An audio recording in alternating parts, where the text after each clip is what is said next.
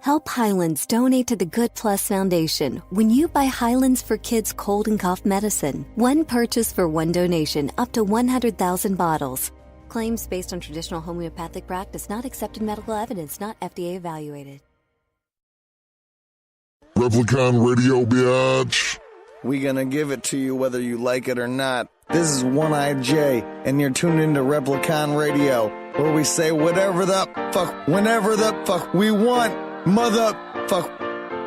Yo, it's your boy Freaky P right here on Replicon Radio, mycitymymusic.com. Check it out. Fuck. Come and get it. You can get it whenever the fuck we want to give it to you, motherfucker. It's Replicon Radio. Ooh. Yo, this is Dead Body Man, and you listen to Replicon Radio. Tune in Mondays, and remember, this ain't your mama's radio show. Ooh. What up, y'all? It's your man, Big Roo, with y'all listening to Replicon Radio, mycitymymusic.com. Fuck, thank you for the hits. Replicon Radio appreciates it. Where we say whatever the fuck we want to say. Fuck all day, every day. All day, every day, every Monday night, 6 p.m. to 9 p.m. mycitymymusic.com/Replicon. Overtime Studio. Ooh, Replicon Radio. Getting it in your fucking ear holes whenever the fuck we want to. Click in. Fuck. Serial killers, you want to get amped up? Replicon Radio's got you. Fuck all that shit you want to hear and more. All that shit you don't want to hear about, we might be talking about that shit. Fuck Replicon Radio. Get ready to get your ears fucked. I see y'all haters in the chat. Y'all talking shit. Y'all motherfuckers talk all that shit you want on the Replicon. Motherfucker, thank you for those hits. We appreciate that shit. Thank you, biatch. Replicon Radio, every Monday night. Replicon Radio. Replicon Radio. Replicon Radio. Yeah! One more motherfucking day till the gathering, y'all. Yo. That's what's up. Hell yeah. So, yeah, I had a pretty eventful drive here, actually. Oh, nice. Yeah, I didn't even get into that. I was just bitching about my fucking day. I didn't even get to tell you about my fucking morning. We'll talk about it. So, by my house, to get onto to 141, there's a lane that is specifically for you. You don't even have to yield. That lane is for you to drive up and get over. Everybody is fucking stopped. This is where it starts, okay? And this is 2 seconds from my house. This is where it starts. Right. So I'm like, fuck it. I'm running late. These motherfuckers don't know how to drive. Just take it easy, man. We're going to be at the gathering here before long. Fuck it. So then I get on 270. Trying to get on 55. There's a car that had no idea where the fuck he was going. So he stopped in the middle of the fucking median, where it splits off to go to 55 north or go stay on 270, right? Mm-hmm. This motherfucker just stopped. Like, he froze in between the two on the shoulder. You know how that shoulder opened, that shoulder in the middle there? Yeah. So he's just sitting there. Everybody just stops. Like, dude, you guys keep going. He'll figure it out one way or another. And then the motherfucker gets back on to 270. What? I'm like, what the fuck is going on here? Then I get up the street here to the gas station. Like, all right, cool. I got a couple minutes before I got to be there. No big deal. I stop and get me a drink. Yeah, drink a poo. Of course, the lady in front of me gets a pack of cigarettes and pays in all fucking nickels and dimes and pennies. I'm like, are you serious? In the ghetto? I mean, you get that a lot around here, I'm sure. But welcome to the ghetto. I almost was a very nice gentleman and almost told her to fuck it. I'll just go ahead and pay for it. Yeah. But she was already halfway through accounting it out. So I was like, fuck, I ain't going to stop her. I would have. I'd have been like, I got this. Just to be a dick. It was 3:47. I'm like, holy fuck, are you seriously counting all this shit out? Oh, yeah. Times is rough. Will she get Paul Miles? I mean, she was an older lady, but she could have been one of them prostitutes out here. I don't know. There is no age limit to when it comes to those. She was a very nice and polite lady, though. Well, that's good. That kind of makes me think that she was not. Just because she wasn't a bitch. She, had her hat in her hand. She took her hat off when she came in and had very good manners. And as she was leaving the store, told the clerk, thank you very much. I appreciate it. You have a good day. And put her hat back on and walked right out the door. I was like, see? And I could have been a dickhead, but good thing I wasn't. Yeah. Because she was a very nice lady. Yep. Maybe just times is tough. Hey, I've been there, man. I've been there. I'm there right now. I had to get a fucking advance on my paycheck so I can get gas to the gathering. To get to the gathering. Really? I got a check sitting at home that I ain't even cash yet. And that's all the money I'm taking with me to the gathering. Yeah. I mean, I got money in the bank, but that's all the money I'm taking. And then 233 of that's going to this fucking ass clown behind me here. Yeah. Yo. Whoa. For the hotel and gas. And this motherfucker wears his goddamn jersey again. I swear to God, I'm going to cut that motherfucker. No, you are not allowed to wear that motherfucker on Mondays. My Monday jersey. No, it's not. No more. Hey! I wore it because I wanted to piss off One Eye, but he quit. Good, yeah. One Eye quit. Yeah. We couldn't be more happy around here. Oh, I hope he's listening right now. No, he really didn't quit. But he didn't quit. Wishful thinking. He's stopping us from being and doing bigger and better things, but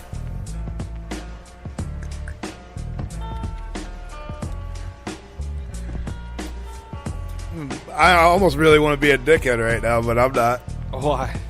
Because of what, last Thursday? The passing. Oh, yeah. No, shout out to fucking Chester Bennington, who passed away last Thursday. That's sorry to hear he left behind 6 children and by 2 different wives. Sucks for him. I don't really want to give him a pity party just because I'm not big on sympathizing for people who overdose or hang themselves or kill themselves and commit suicide. It is unfortunate that they don't have the willpower to battle it. Yeah. And it is unfortunate that I guess some medications make you do that. But if you're having a hard time with your medication and it's making you off, you should probably go let your doctor know and get it Yeah, did they ever figure out what happened to Chris Cornell? Like, was it an official overdose? Yeah. Okay. Apparently what had happened was he was taking medication. Mm-hmm. And apparently what they said now is that he wasn't sure if he took his medicine that day or not, so he took it again. Oh. And that's when he had crazy suicidal thoughts and hung himself. Who said this? Chris Cornell. Who said that? The They news. asked him? Yeah, I asked him. So I was like, who? They asked him? Yeah, I asked him. Well, he was talking to his wife, right? Yeah. Before he passed away, because he fell asleep and he died. Or he OD'd or whatever. Well, he hung himself. I was rocking out Chris to Lincoln Cornell Park hung on the way himself? here. I thought he You haven't- OD'd. You haven't heard all these conspiracy theories now?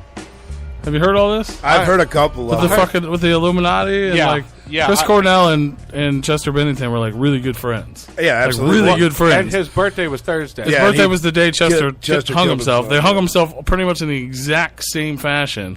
Like if you walked into the room, it would look like the same scene. Right. Yeah. Yeah, with the shit on the bed, guitar. So apparently they were like working together to like expose people in Hollywood that were child molesters.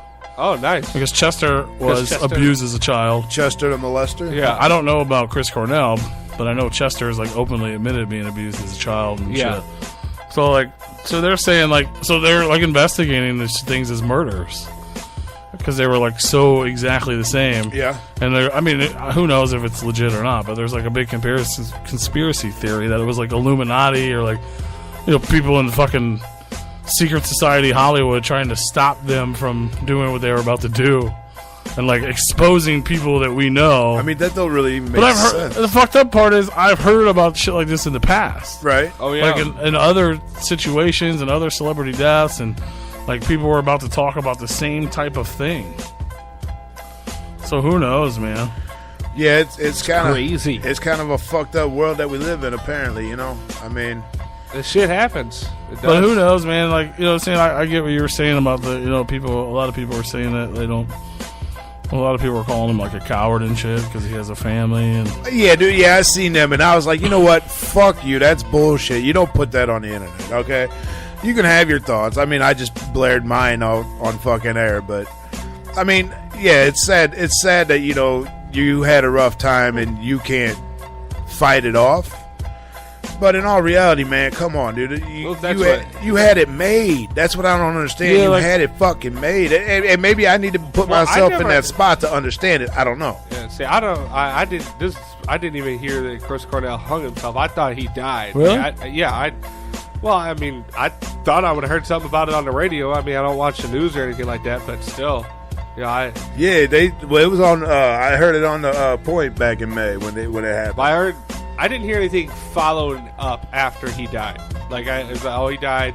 They thought it was some type of medication relation that he OD'd or something, or he died because of or something. I don't know. I just can't remember. Right. But yeah, man. But yeah, regardless of what that shit sucks. Like Chester, I've been jamming out for Linkin Park. Like, oh, dude, yeah. Their first record was like one of my favorite albums of all time. Yeah. Oh, absolutely. Yeah. Oh, yeah. That was like, I remember seeing Linkin Park. I don't know if you were there when Linkin Park and Rehab opened for Cottonmouth Kings at Mississippi Nights. No, I wasn't there. I'd never been to Mississippi Nights. I'd never heard of Linkin Park in my life. Nobody had. They didn't even have an album out yet. They were handing out free CD samplers with One Step Closer on it. I was at the merch booth, like, kicking it with them, giving them shit. Because I was like, dude, are you guys any good? Like, I'm sick of all these shitty openers. Right? Like, over there fucking with them. Like, they were super cool dudes.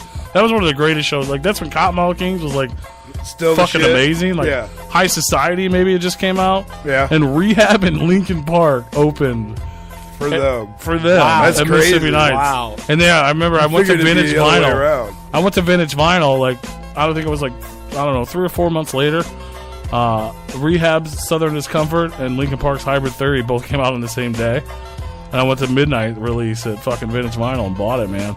And that fucking Linkin Park CD didn't leave my fucking CD player for months. It's one of the greatest rock albums. I was singing my ass off on the way here until my girlfriend called me, like, oh, it's fucking. And now listening to it now, it's still amazing. Oh, it's still amazing, but it's it's weird. Because you heard all that shit before. Well, yeah. Well, and his newer stuff, I didn't even realize Linkin Park had like 4 albums I didn't even know existed. Oh, they got a ton of shit. They really do. They got a ton of fucking albums. But like he did an interview promoting like their new record came out like this month. Yeah. And I remember I played that song on here, that Heavy song, because we're like, this doesn't sound like Linkin Park at all, and it had the girl in it. Yeah. Well, that song, they were promoting that track, and he did an interview on a radio show. And he was literally talking about like that song, like, why is everything so heavy? He's like, look, like I've had these problems, like talking about his mental health, and shit. Right. And he was like, I've dealt with it my whole life, not from being abused as a child and everything else. And he's like, you always think when you're successful, everything's cool. And he's like, and it is to a point. Like, don't get me wrong, I don't have to worry about a lot of things. He's like, but when I'm with my band, I'm a bandmate and I'm fine. When I'm with my kids, I'm a dad and I'm fine. When I'm with my wife and I'm a husband, I'm fine. He's like, when I'm fucking alone and I get in here, he's like, pointing his head, he's like, this is a bad place. I don't need to be alone in there. I can see that. And this is well before any of this happened. You know what I'm saying? And he was like, the Chester in my head is bad, and he wants me to do bad things. And he's like, and I get stuck in there, and it's hard to like remember everything else. He's like, regardless of how successful I am, move your mind, life is still life. You know what I'm saying? Like, I still go through the same, personal struggles. Sure. And he was talking about how that's their new record that was about that. And like, if you listen to it, like, I was kind of hating on it when it came out because it's super pop and he sings. Right. But if you listen to the lyrics and you think about what happened, you're like, holy shit. You know what I mean? Like he was telling us before. It's crazy, man. Like, I can honestly say I don't think I've ever heard a Linkin Park song that sucked. Yeah. I've heard a lot of fucking Linkin Park in my time, and I can't recall one song that I was like, you know what, fuck this. What the fuck are they doing on this, Yeah. To where, like, Violet J does a track, and it's like, dude, what the fuck are you thinking? Or Twisted does a track, like, what the fuck are you guys, what the fuck were you thinking? But Linkin Park, I don't feel that I've ever had that vibe with them. And it could be just because they're mainstream. I mean, they have some that's not my favorite, but... No, I'm definitely not a hardcore fan of theirs, but I've never heard a song that I did not like by them. No, they're great, man. That shit's sad, and I think it's a little. Well, one, like I said, I used to that album didn't leave my fucking. Like, that was one of those kids. I don't know how old I was then. I was young. You know what I mean? I was a young, impressionable I was in high school. I'm pretty sure we were still in high school. Yeah, I'm You know what probably I'm saying? guessing. You know how that song- fucking sad you are in high school? That song probably You know came what I'm saying? out when Like, we were like 15. I was a probably. fucking depressed kid in high school. You know what I mean? Yeah. And listen to like that shit was that was one of those records that I screamed. Like, I would literally drive. You know what I mean? That's what we used to do. We used to drive. We would just drive. Drive around. You know what I'm saying? Had Like, no place to fucking You're go. old enough to drive. You don't know where to fucking go. You just I drive. do it all the Just time. cruising around. And town. that CD was spent a lot of times driving. You know what I mean? And I would just be fucking screaming my heart out. There's probably times I was fucking crying over a girl or whatever my mom said, or you know what I'm saying? Like, Sure. Like that shit. Like, and the fact that I met them dudes back then, Yeah, and then that's we went and crazy. seen them. I've seen them. I don't even know how many times I've seen Linkin Park. Back then, I loved them. Right. We went and seen them with Head PE, and I think I can't remember. There was 2 shows, 2 nights in a row, but it was I don't remember which one they were on. It was Linkin Park and Head PE for sure, and there was like I don't know a few other bands, and we met them then too. They because they were big, but they weren't arena big. They played in Family Arena, but it was because there was like 8 bands. Right. It wasn't Linkin Park couldn't play that by themselves. Now they sell out Scottrade. But yeah, we went. They were at their merch booth. You know what I'm saying? We all went down there and kicked it with them. Like Michelle Monroe posted on Facebook about the other day. She was there with me and Jeff Jan and. Was that the Crittenden. pictures that she posted up from back then? I don't know. Maybe. I could have swore I seen some pictures with you in it. And, I think Jeff was in there. No, it was a art. She made a post. She wrote something out. Yeah, About this show. Yeah. yeah, that's what it was. It was Head PE and somebody. Oh, I just remember Weezer. It was Weezer. Yeah, it was Weezer, Tenacious D, and Jimmy Eat World one night, and the next night was Linkin Park, Head PE.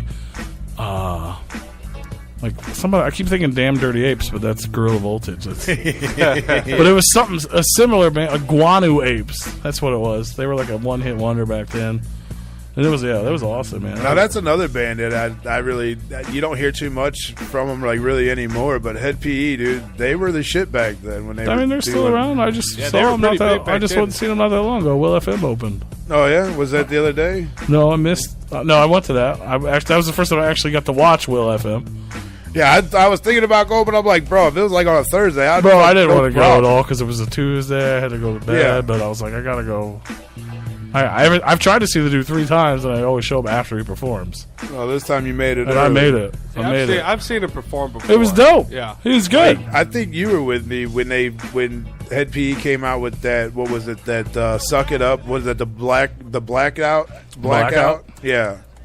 Dude, that CD, like, I bought it and I was like, dude, this shit kind of sucks, but there's like 2 good songs. And then the more I listened to it, I was like, damn, these motherfuckers are awesome. You know, this is like one of the groups that Yeah, I've like, actually dug. Head PE for me, like Crittenden loves them. That's his favorite band. For me, it's either one or the other. I either absolutely love the song Or you or I fucking- fucking hate it because I'm not super into metal. Yeah. And they either go fucking metal or they do like yeah, you know, like reggae shit, or he just sings and raps. Yeah. When he's singing and rapping and doing reggae shit, Oh, yeah. fucking love Yeah, it. absolutely. doing this, I'm done. Yeah, I do get kind of I'm gonna go lost. get a drink. I do kind of get lost during those, but I just turn it up a little bit more so I can try to understand what he's saying. But yeah, their early shit was dope, and then they had we gotta pull that video up. I'm gonna post it on YouTube eventually of me drunkenly interviewing Jared. Yeah, it's in one of my tapes. We went last time we were in town. We went and a buddy of mine who is basically like has his number. We went and fucking hung out on their RV and shit. And yeah, he brought him weed and we went and sat there with his RV.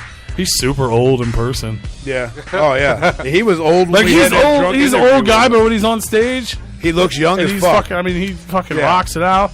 But when he's like not done up and he's just wearing like his old man long socks, and he's just sitting in the RV chilling, he is fucking old. Like when we walked in that trailer to give him this fucking interview, I'm like, Paul's like, that's him. I'm like, that grandpa looking motherfucker? You're like, yeah. I'm like, he looked way Their different new on record stage. came out. I guess it was probably a year ago, maybe less than a year.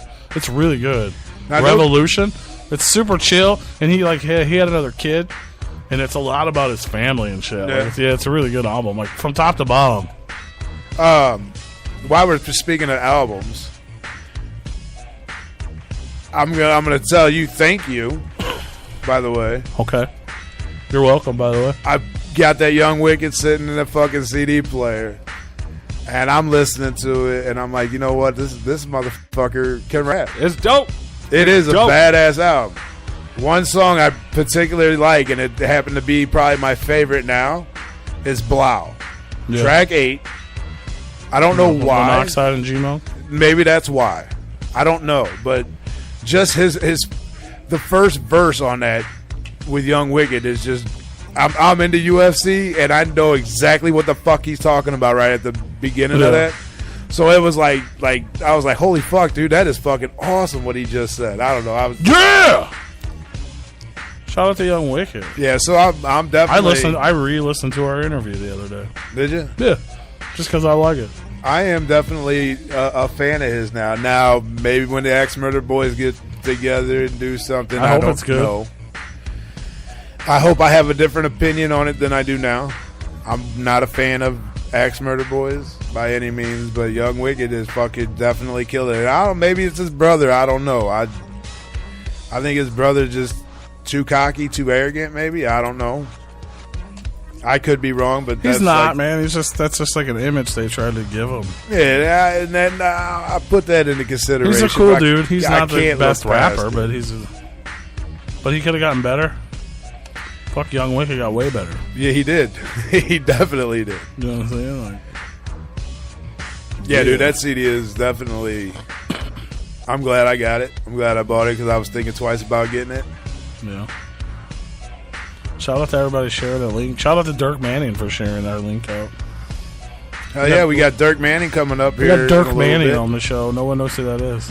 Well, in our crowd. He's a comic book writer. He's a For graphic those who novelist. don't know, a graphic novelist. He probably He's the played in the writer Penal League for once. Twisted's Haunted Highlands. Yeah, he's doing Twisted's comic book. Yeah. Doing Freaky P's comic book. That'd be dope. It would, wouldn't it? So how was everybody's week? Do my comic book. Sucked. The whole week? The whole week sucked. Wow. It was just a shitty week. But it's behind me now, so all good. I am going to apologize for the what's that, Beard Love. I have not gotten a chance to try it yet. You know what? I thought about trying it, but I didn't want to just sweat it out. Like, I wanted to actually try it when it's not 105 degrees outside with like 80% humidity. Well, I want to do it like if I'm going somewhere. Yeah. You know, that's when I want to try. Like, I want to get dressed up, you know, or I'm going somewhere. Right.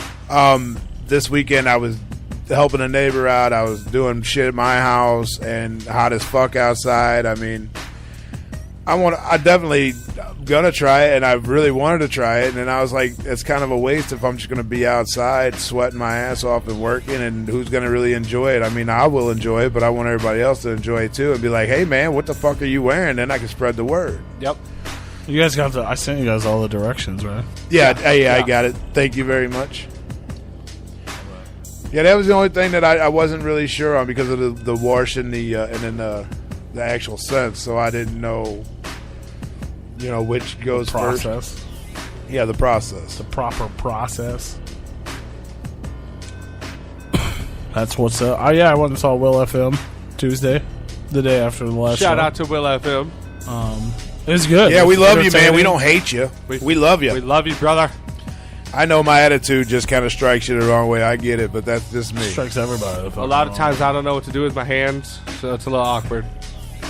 Yeah, I don't know if we should shake hands, fist bump, grab each other's wieners, and hold it while we pee. I don't know. I don't know about that. I don't know what that was. Get it But, all over the place. What?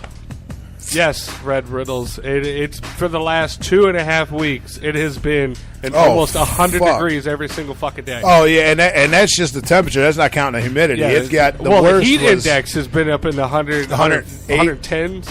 I think almost. there was one day that was 110. Everything else I been think it got 8, up to 9. like 114 that day. Yeah.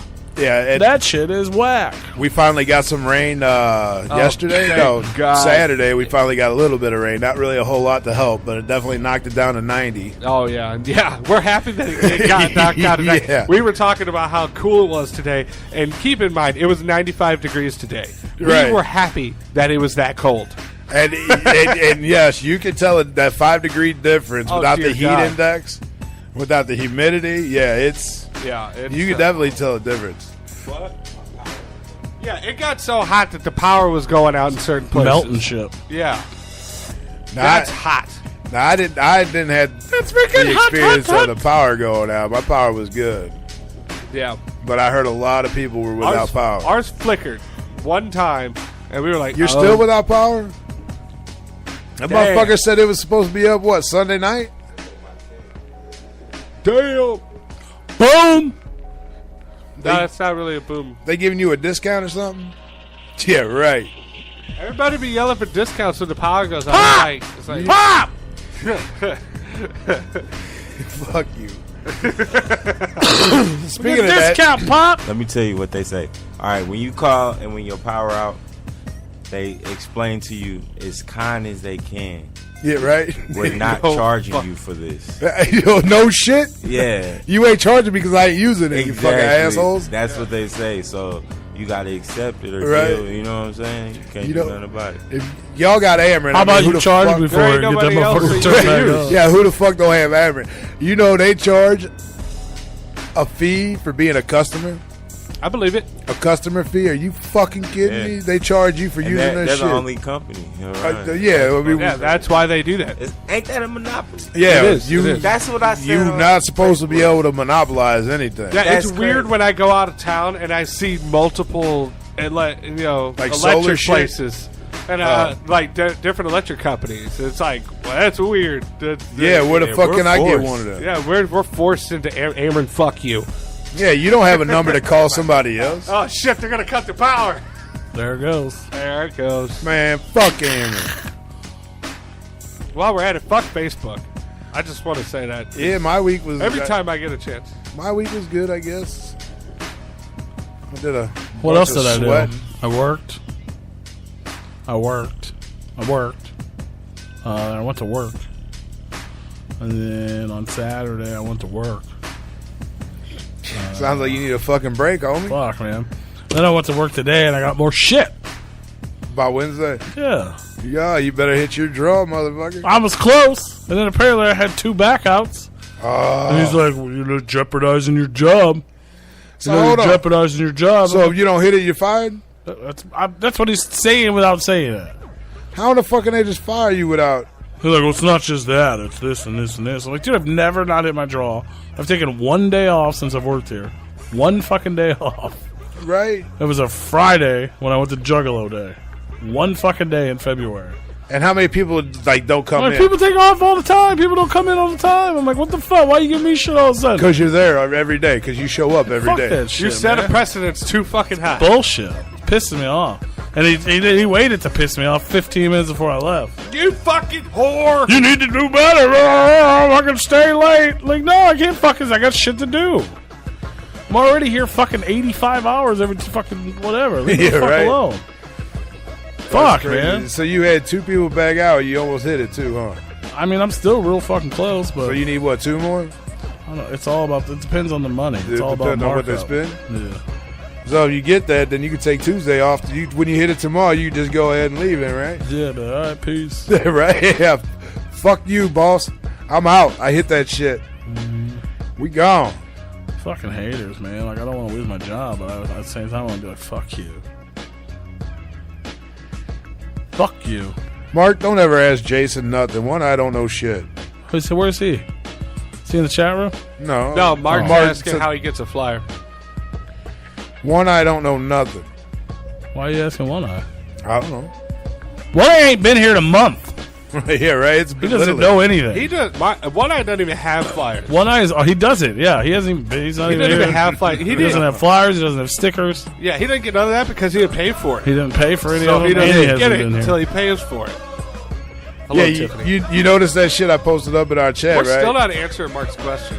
What's the question? He wants to know how you get a flyer. Come get one, man. Yeah, come hang out with us, bro. Yeah, if you stay in town, I believe you can come down here to the studio, bro. He want to fly a sign by. Hell yeah, you can come down. I'm not sure where you stay at.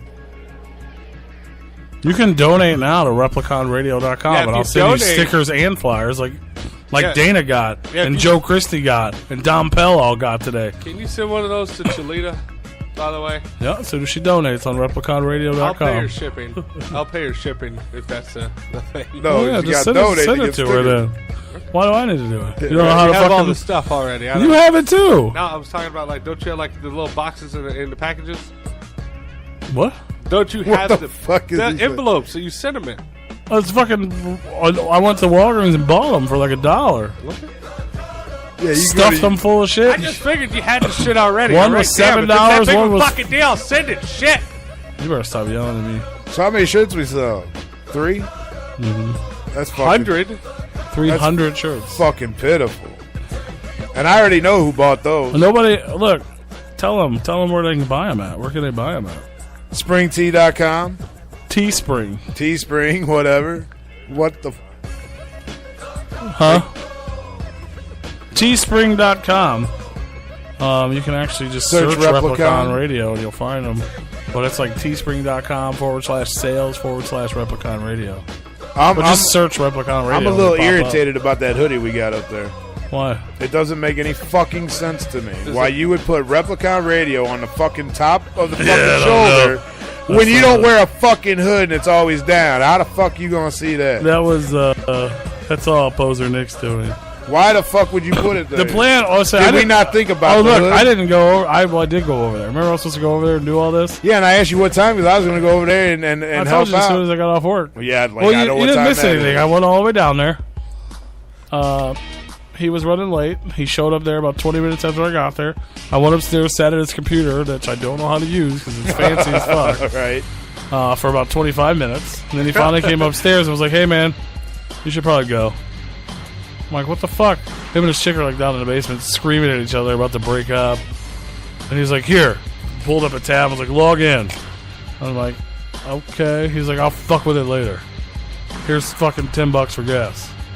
I'm like, okay. I was like, can you just not argue? Like, you have company. Isn't that a good excuse not to argue? Yeah, right? I couldn't even hear him. I mean, I heard one yell and I didn't even know what it was. But yeah. Sorry to put your personal info out there. Yeah.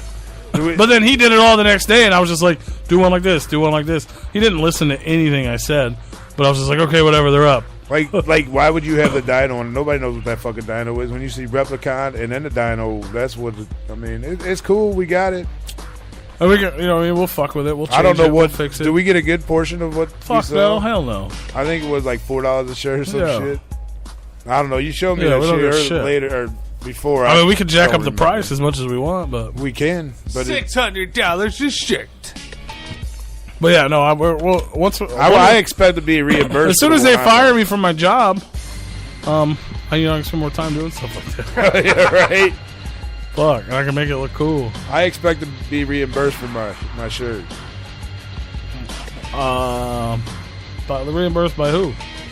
You mean reimbursed for like the $4 profit? By us. For the $4 profit? No, when we make enough, we all should get a free shirt out of the deal. We all should get our money back. We didn't make enough, though. Yo, you mean like someday in the future you expect? Yeah, and okay. I expect my shirt. Someday in the history of Replicon Radio. And I'm actually working on shirts to where we actually get full profit. Or if I buy them and nobody has money, then I get the shit. But whatever, we'll figure that out later. Yeah, we can. We're trying, people. We're fucking trying, man. Tell your friends. I know it's gathering time. A lot of people are going to that, spending money. We're busted because we're going to the gathering. I love how one night just gets in the chat. The only thing he says, Tiffany, you can go to teespring.com, search Replicon, and it'll pop up a whole list of shirts. They have women's. They're not fucking. You have to look at them because, like I said, click the dude on who them. put it together didn't do it right, so none of them are actually labeled. They all just say the same thing. Yeah, if you click on them and then it'll come up. We're really fucking unprofessional. See the front, see the back. That's why we had to have another company do this for us. Yeah. But eventually we'll get it worked out and we'll get it up together. I just wanted to get something up fucking quick. People were asking. I know, you always want to do shit the quick way, but Sometimes it costs us more to do it the quick way. Well, it doesn't cost us anything to do it the quick way. This one don't. Not yet. That's the well, reason. it does because we're not getting the full effects. I do have a question. I'm on Teespring right now. Oh, there it is. Never mind. It's the big fucking banner right in front. Yeah, you just gotta look, man. You couldn't find the search thing? I was looking up top above the ad. I didn't know the search thing was the giant fucking ad in front of me. It's okay. Clean yourself up, One Eye. This fucking guy trying to tell somebody to clean themselves up. God, I hope they push you out of the car somewhere in the middle of fucking nowhere. I think that was way nicer than what I might have said. Fuck, man. It's all right. All that poofy hair on cushion. I wish you would have told us in advance he wasn't coming. And we would. Yeah, he said he was going to miss 3 weeks. Yeah, I told him a long time ago. I'm like, are you just going to go straight to the gathering? No. He was home. He came back and then got a ride to the gathering. He was? What a dick. Yeah, because he didn't. Yeah, he was had at fucking Pops this morning getting picked up. Oh, I didn't even know he was back in town. But I guess when you don't have your own fucking car, you got to do what you got to do. Yeah. Why can I not fucking? Yeah, he says the only ride that he had, I guess. But he said I thought he said he had a ride because we was saying dude never knows what the fuck he's doing. Because I said he wasn't riding with us. Tony was like he ain't riding with me, which is probably why he found a ride. That body was like he ain't riding with me. So Dana has bought from that company before, and she says those shirts hold up well. Even the cheap ones? That's a good question. Because there is a cheaper version. Well, there's $22 ones, $24 ones, $39 hoodie sweatshirt. That's cheap as fuck for a hoodie, by the way. Most yeah. places charge like $50, $60. Yeah, you're right, it is. But the placement of the fucking Replicon is nonsense. That's fine. I saw that too. And I saw it. I was like, what the fuck? And I was like, yeah, it's actually kind of neat. Because then maybe someone will ask. What's that say underneath the hood? Mm-hmm. Yeah, but I don't like it. It was the same with the shirts. Like I was like, Nick, fucking. It's so far up. Center it. Nick, I just pulled up the fucking. But he doesn't. The hoodie. He doesn't know how to listen. And I don't want to fucking yell. Yeah, it's all the way up. But like if you take the hood off, you ain't see almost it. Boom. It's almost at the collar. I don't even think you can see it if you take if you get a fat boy size and you take that hood off. You're not gonna see that. No. That hood is like watermelon size, bro. What the purple shirt's dope, man. No, I didn't even look. I never in my life would have thought that it would have been. You wear purple one, motherfucker. And I was just going through all the different colors. If you guys don't know, yeah, you can like pick to change the colors and shit. But like, yes, you can. Purple one was dope, and the red one. I think the other one was kind of cool. Red was dope. I was like, damn. Yeah, everything was dope. Fuck a white shirt. Yellow like was the black cool. ones. Yeah, I got it. Yeah, all I wear is black. Yeah, it makes me look slim. Slim down, boy. I know nothing can make me look slim, but it tries. Who's the artist spotlight for the mic tonight? I don't even know what you're saying. What? He was asking who we're interviewing today. We're interviewing Dirk Manning. Dirk Manning. Dirk Manning. We are not interviewing a musician tonight. He is a graphic novelist, sir. He did the writing for. He does comic books. What? He's huge in the horror comic industry, but he's writing the brand new comics. Magic Ninja Entertainment Twisted's Haunted Highons comic that we were hoping would be available already, but it's not. But it will be soon. But you can go to twistedshop.com and pre-order that brand new Triple Threat record. And your leggings. Boom! Man, they stole my shit and I don't like it. Did they? Yeah, I ought to bring up fucking pictures from all of them in the past. What'd they steal? Your leggings? The fucking cover to that CD. I always do that shit, do I not? That's the East Side. You can go back through all my fucking that band pictures. legit said they tried to steal that from them. You go through all my fucking pictures. I don't give a fuck. You go through all my fucking pictures, and you see me holding that up. What do you hold up?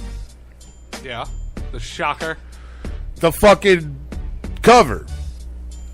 The cover design of the fucking Triple the shocker. Threat. Exactly. Fucking pieces of shit. The shocker. The East Side symbol. I'm not really mad. I think it's kind of cool. Oh, he wants us to hit him with a break. He wants to hit him. We got some music, man. Who wants to hit a break? Maybe. Who? Oh. That's what he was asking about. What type of... I don't think we have anything fancy. Why you want us? You tired of hearing us talking? No, he was asking if we had any any themes, I guess. I don't know. Oh, You're confusing us, Mike. Any Dirk Manning songs? Yeah, it's like writing on paper. Yeah, I'm not sure how you would. I guess you could make beats on drawing and shades and shit, I suppose. What? Yeah, we're Boo, boo, boo! Comic books! yeah. We can play some mindless self-indulgence or some Will FM. Yeah. That's pretty comic booky. Man, Speaking why of is it comic books, hot, fucking man? San Diego Comic-Con's going on all weekend. All kinds of fucking movie trailers and shit came out. Justice League. And Why is it so hot in here? all kinds of shit. Yeah, I just saw the Walking Dead trailer last Yeah, night. Walking Dead. Man, fuck that show. Whatever, I like it. But yeah, go I do pre-order too, that but I'm triple tired play. of waiting. She hates the show too, but she watches it religiously, like You I like do. the show, right? You hate it, but you watch it? Walking Why Dead's you the watch shit. it? She wants everybody to die. That's why she watches it. You want who to die? She wants everybody to die. She wants every single person on that show to die. Like in real life. Die, motherfucker, die, motherfucker, Yeah, die. in real life, on camera. I mean, I got into it. I mean, I could do with or without it. I mean, I like it, but it's not one like I have like 2, maybe 3 more episodes to watch of the last season, Yeah. and it's there. And I figure I'd wait till I get a little closer, then I can just start watching it. I'm pretty sure last season was all build up to the fight. This whole season's going to be a fight. They're probably going to lose, and then they're going to come back at them. Or they already did that, I think. And then, like, it's not going to be concluded until next season. And then they're going to take the whole fucking season to conclude what happens this season. Yeah. Well, that's how The Walking Dead is. That's I don't know. how they do man. it. It's They drag it out as long as they can. like if I had to sit there and I had to watch it because I couldn't get it anywhere else, and all I had was TV, no demand, no nothing, and all I had to watch that every week. I would never watch that show. Fuck no, I wouldn't. Absolutely not. I gotta binge watch that shit. Yeah, oh yeah, definitely. If I watched an episode, it would drive me fucking nuts. That's kind of how that's how I am on a lot of shows now. It's like, but there are shows that we did watch every time that they came out. You know. You know what would happen if I watched that? I'd watch one episode and that'd be the end of it because I'd be finding something else to fucking I think watch. we did that for the last 2 seasons of Sons of Anarchy. But Sons of Anarchy's awesome. yeah, Yeah, I've got all the seasons. yeah. I'm gonna steal them. Steal them.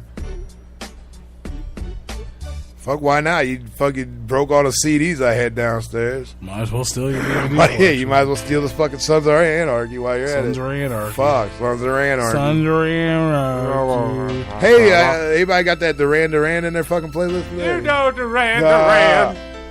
What Duran Duran? Old dude wants us to premiere something, so let's premiere something. Let's Well, he premiere. wants us to introduce new music. Let's premiere to- something. Where's the aux cord? What are we going to premiere? Keegan the Creep Ass dropped his debut fucking EP today. I don't know. I don't know. There's so many fucking. It appears to be an aux cord. It's probably all kinds of new shit. You go to YouTube. He dropped his debut EP today called Party Favors. You can actually check out most of it online for free, or you can pick up the physical copy. There's an intro that's kind of funny. There's a track called "I Want to Be Cosby" about Bill Cosby, featuring ABK, YUG, and Flagrant. There's a song called "Blow Me," which is a ripoff of some old fucking radio song, "Blow Me a Kiss." And then there's this song that I want to premiere this track for everybody. Especially, it's perfect for the gathering. Froggy Fresh. Keep in mind, Keegan is not a fucking rapper. He's not an artist. He's a comedian. Some of this stuff, in my opinion, is not all that good. This song has actually made me laugh. Just because, especially if you've ever been to the gathering, you'll enjoy it. Let me do that. It's actually called SMYBH featuring Straight Jacket, You don't who's have the to mute producer the at mics while we listen Psychopathic. to it. Hang on. You don't have to. You might talk over it. Talk over it. You're doing it right now. You're talking over it right now. What? Well, I was gonna mute the mics because you can't shut up. Keegan. Not ready to get the wobble combo, motherfucker. SMYBH. Premiere! Replicon! Fucking Back to the Future shit right there. You hit it. That's exactly what it is.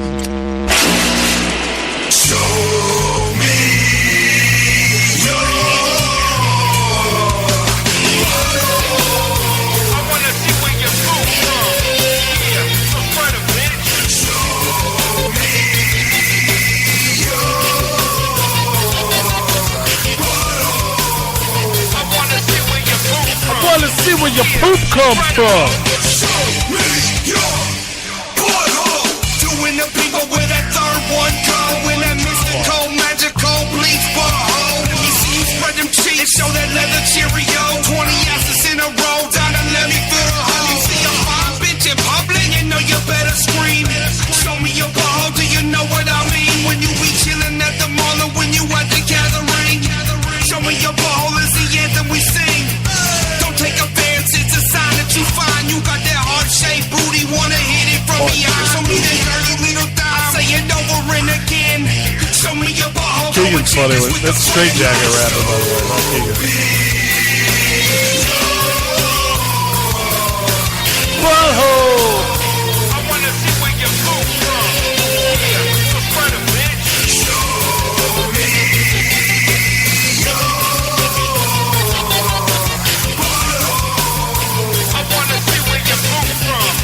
Here's Keegan's list. Funny. Girl, you better drop them pants. I wanna glance. Touch your toes and spread that ass. Slow down, don't go too fast. I think I'll rub my face in that. Let me creep and take a peep at that hole between your cheeks. That mud, shovel, shit, slit, chocolate socket, poop pit, shit, shoot, stink, wrinkle, turd, cutter, shit, whistle, beef, ring, bronze eye, funk, oven, fart, pipe, wall, chopper, dookie, shoot, truffle, tunnel, booty, dune, poo, portal, biscuit, berry, cocoa eye, rusty penny, bruise, bagel, fecal, flute, mud, pump, glitter, poop, hairy, hollow, gooey thing, crap, trap, chili rang, dirt track, poop pot, but that's all the time I got. Give me that balloon knot. Show me. Give me that balloon knot. I wanna see where you come from. Yeah, so spread a bitch. Show me.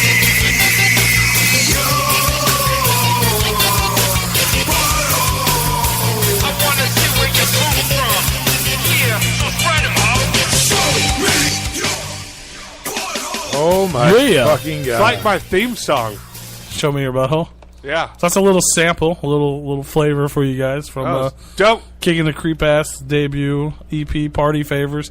You can actually listen to that track, the two other tracks I mentioned, and that skit on Keegan's website at keeganalt.com, KeGanault. Keegan's actually the host of that Sex Files show that ripped us off. They stole our Hookers on the Fly idea. But he's hosted the main stage of the Gathering during the Ray Shangri-La night, so that's cool for him. He's a good dude, man. He really is. It's just whatever. Likes to steal people's shit. Yeah. That is definitely not really a track that you could just bump in the fucking car and drive. No. That's an awesome track. I love that track. But it's funny. The other ones aren't as funny. What's the name of that CD again? Party Favors. Party Favors. I'm going to look at that. Just go to the website. His website. You can stream it for free. What's the website? I just read it. I wasn't listening to you. What the fuck, man? I'm sorry. I'm doing shit in the chat. Keegan Alt. What I name, KeeganAlt.com. Doing shit in the chat. KeGanault.com. That's what he's doing in the chat. What Hello, I did in the Katie. chat. Hello. I was reading the chat. Hello, Jesus Katie. Christ, Hello, fuck the Shell. chat. Hello, Dana. Listen. Hello, Red. Hello, One Eye. Hello, Tiff. Hello, Mark. Hello, everyone in the chat room. That was gay. Show me your butthole. Woo. Are you done Yeah. for now?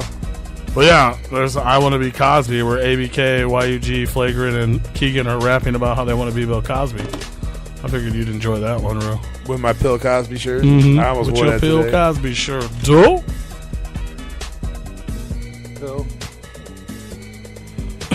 We didn't I almost necessarily stop Hookers on the Fly. Everyone's just too pussy to do it. It became. I think the police put a stop to it. Yeah, the police did put a stop to it, and we were all too. Eventually nobody would do it. I know I didn't want to do it. It's not my favorite thing to do. I'd much rather interview guests. I feel a lot more comfortable with that because I'm informed and I know what to say most of the time. Yeah, right. Yeah, we know. Hookers on the Fly was my idea, and I think it's hilarious. I'm just not that good at it. I'm not that good. I'm willing. I'm thinking on the spot like that. I'm a willing participant, and I'm okay with trying it as long as the rest of the team does it too. But no one ever does. Yeah. See, we didn't have anybody to really do it. You know, because I'm not good with thinking on my feet like that. I'm better behind the scenes writing shit down. Like, ooh, here you should say this. You do a fucking radio show. You gotta fucking talk. It ain't that fucking hard. Well, I didn't see you standing up to fucking call them. No, but I called way more than you did. No, you didn't. Yes, I did. Hookers! No. Yes, I did. No, you didn't. I called way more than you did. Maybe like 1 or 2. I don't give a shit. I called 2. That's you called not way 1. more. I don't give a fuck. It is more. I have a new follower on Spreaker. Do you? Nobody likes to follow me. I don't even really know what to do with Spreaker. I don't even know what to do with half the fucking shit I got on this damn phone. Facebook, it's all I do. I don't know. Yeah, we got Dirk Manning coming up tonight. I want to talk a little bit about the gathering. I want to talk about the Juggalo scavenger hunt and all the events going down and where you can probably find us if you are going or if you're already there. But I don't want to do it right now. I want to play some music. You want to hit him with the mix? Do we have mixes? Yeah, you got 3 mixes. What'd you think about that light Mad Child or what the fuck was the name of that track? Mad Real or something? Yeah, Mad Real. That's it. I kind of liked it. What did you like about it? I thought his voice was going to be more of an obstacle to get over, but it's like one of the best things that Psychopathic has put out in the last 5 to 10 years. It's the only thing they put out in the last year. My point. Oh, sure you too dope. So, sure you too dope. Fuck the fuck off, motherfucker. I didn't absolutely hate it. I can tell you that much. I cannot stand his voice. Sometimes I can't. There were parts of that song where I was like, oh, he's actually rapping decent. His voice changes like 8 times in that song. Yeah, I don't really like the chorus. I thought it was strange to have Psychopathic's new artist Light's first video have so many Eminem throwbacks in it. Yeah. He even did the fucking like little "Hi, my name is" thing with the background and everything. Like it was a lot of Eminem throwbacks in there, and I don't think it's. I mean, I'm still. I said same as before. I'm still giving the guy a shot. I wasn't highly impressed. I wasn't impressed at all with his interview. I didn't, fuck no. I didn't see hear his interview, but Like, I heard you guys. Shout out to talking about 215 Ninjas. 215 Ninjas is another podcast. Yeah, I mean, They're nice guys. I wanted them to do well. It was extremely uncomfortable. They knew nothing. They weren't prepared. They didn't even know the guy's name used to be Young Light. They didn't know that he was associated with Project Born. They didn't know his album had 3 different colors. Like they didn't know the simplest of things about this guy. I don't even follow this guy, and I do those things. It was a 5-minute interview because they ran out of things to talk about. Fuck, it wasn't even 5 with minutes. the newest artist on Psychopathic that most people don't know anything about. They barely had enough room to cover for 5 minutes. And then he was like, and then they're like, okay, well, I guess that's all we have. And even he laughed. Yeah. He was like, okay, I'm like, cool, are you guys. fucking kidding me right now? It's just weird. It was uncomfortable. I mean, those guys are cool. Maybe they listened. I don't know. Yeah, I think they shout us out sometimes. Yeah. I think Light was actually looking to have. Do your research. And then they had Green Jelly scheduled to be on, and they couldn't get a hold of him. Yeah, they said, fuck them. But maybe we'll try to get him at the gathering. Yeah, Light was like, okay. Like he was like he wanted to talk more. Yeah. And they just like cut him off. Well, maybe if he would get on our fucking show, we could actually have an interview with him. Yeah. But they talked to the fucking yacht club dude for like 20 fucking minutes. I'm like, how in the fuck are you guys still talking to this motherfucker? But you couldn't talk to He just kept talking Light. though. He was like, yeah. But I'm pretty sure they only asked him one question. He just had a long story. Right. You know what I mean? In all reality, I think he was doing it. Light was just kind of like, what do you got for me? I'm putting it on an album. Yeah, it has 3 different intros. This was this and this. They asked him yes and no questions. I don't imagine he's done too many interviews in his day. Probably not. Yeah, so that's why you have to know. You got to ask him open-ended questions. You got to give him something on the plate so you can, you got to have a little. I mean, I wasn't expecting him to give the greatest interview of all time, but I was expecting him to have questions.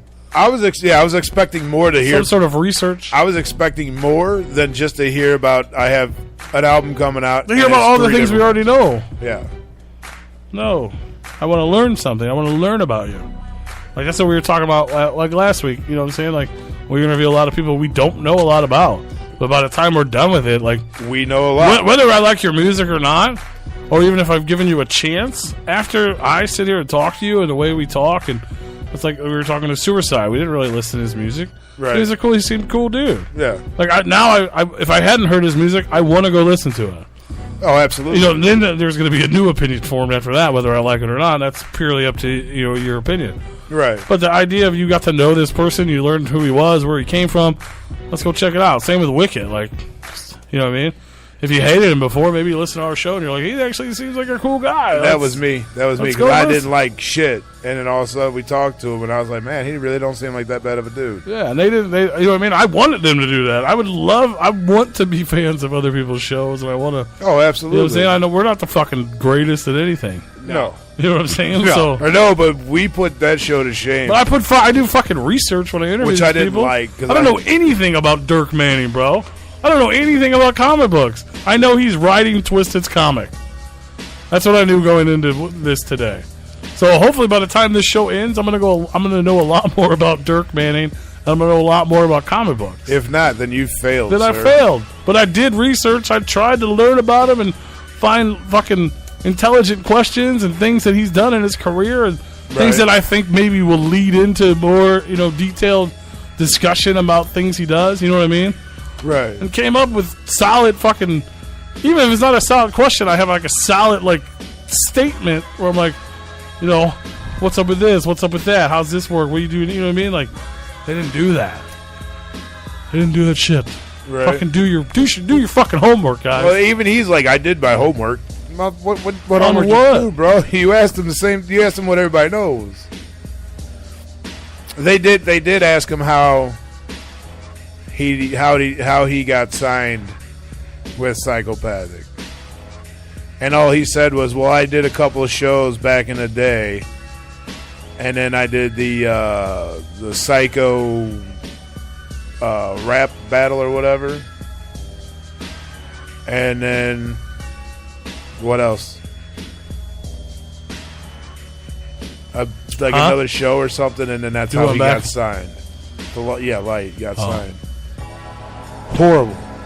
If you realize that they're not taking the interview with stride, you got to help them along. You got to kind of. Well, that's another thing I kind of noticed. Like, nobody in the chat room was even asking questions. But at the same time, it's kind of hard to ask questions when they're not even paying attention to the fucking chat room. Right. See, that's what I was doing, and I got yelled at about 10 minutes ago. What the fuck you saying hi to, motherfucker? I was saying hi to people. I was reading. They know you here, motherfucker. They know you saying hi. I didn't you need to multitask. Hey, what happened? You need to pay attention to what we're saying. Hey, share the fucking link, One Eye. I'm not doing shit. Hey, One Eye, while you're listening to the show, you better be sharing the fucking link out. You worthless. Share the link. Clean yourself up. Let's hit him with a mix. Hit him with a mix. Hit him with a mix. We're going to smoke cigarettes and yell at each other outside. Yeah. Punch people in the face. That's where I feel like that's where I'm at. We got Dirk Manning coming up. Dirk. Comic book writer. I want to know how you get the name Dirk. Your mama gave it to you. I hope that's what he says. How you get the name Kenny? I was rolling around in some pennies one day. And somebody had a lisp? Yep. Penny. Penny. Okay. That don't even make sense. Play it. Come on.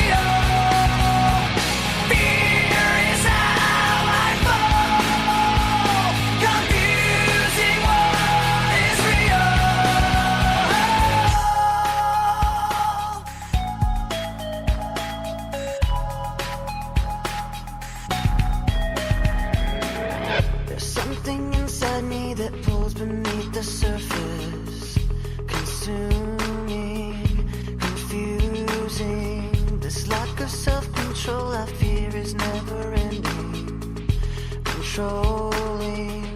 I can't seem to find myself again.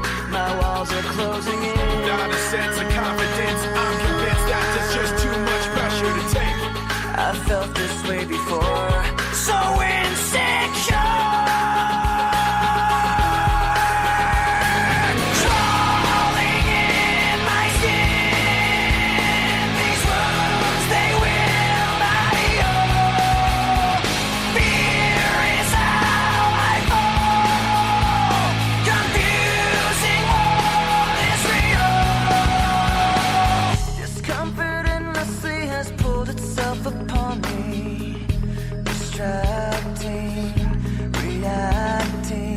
Against my will, I stand beside my own reflection. It's haunting how I can't seem to find myself again. My walls are closing in. Not a sense of confidence. I'm convinced that there's just too much pressure to take. I felt this way before. So insecure.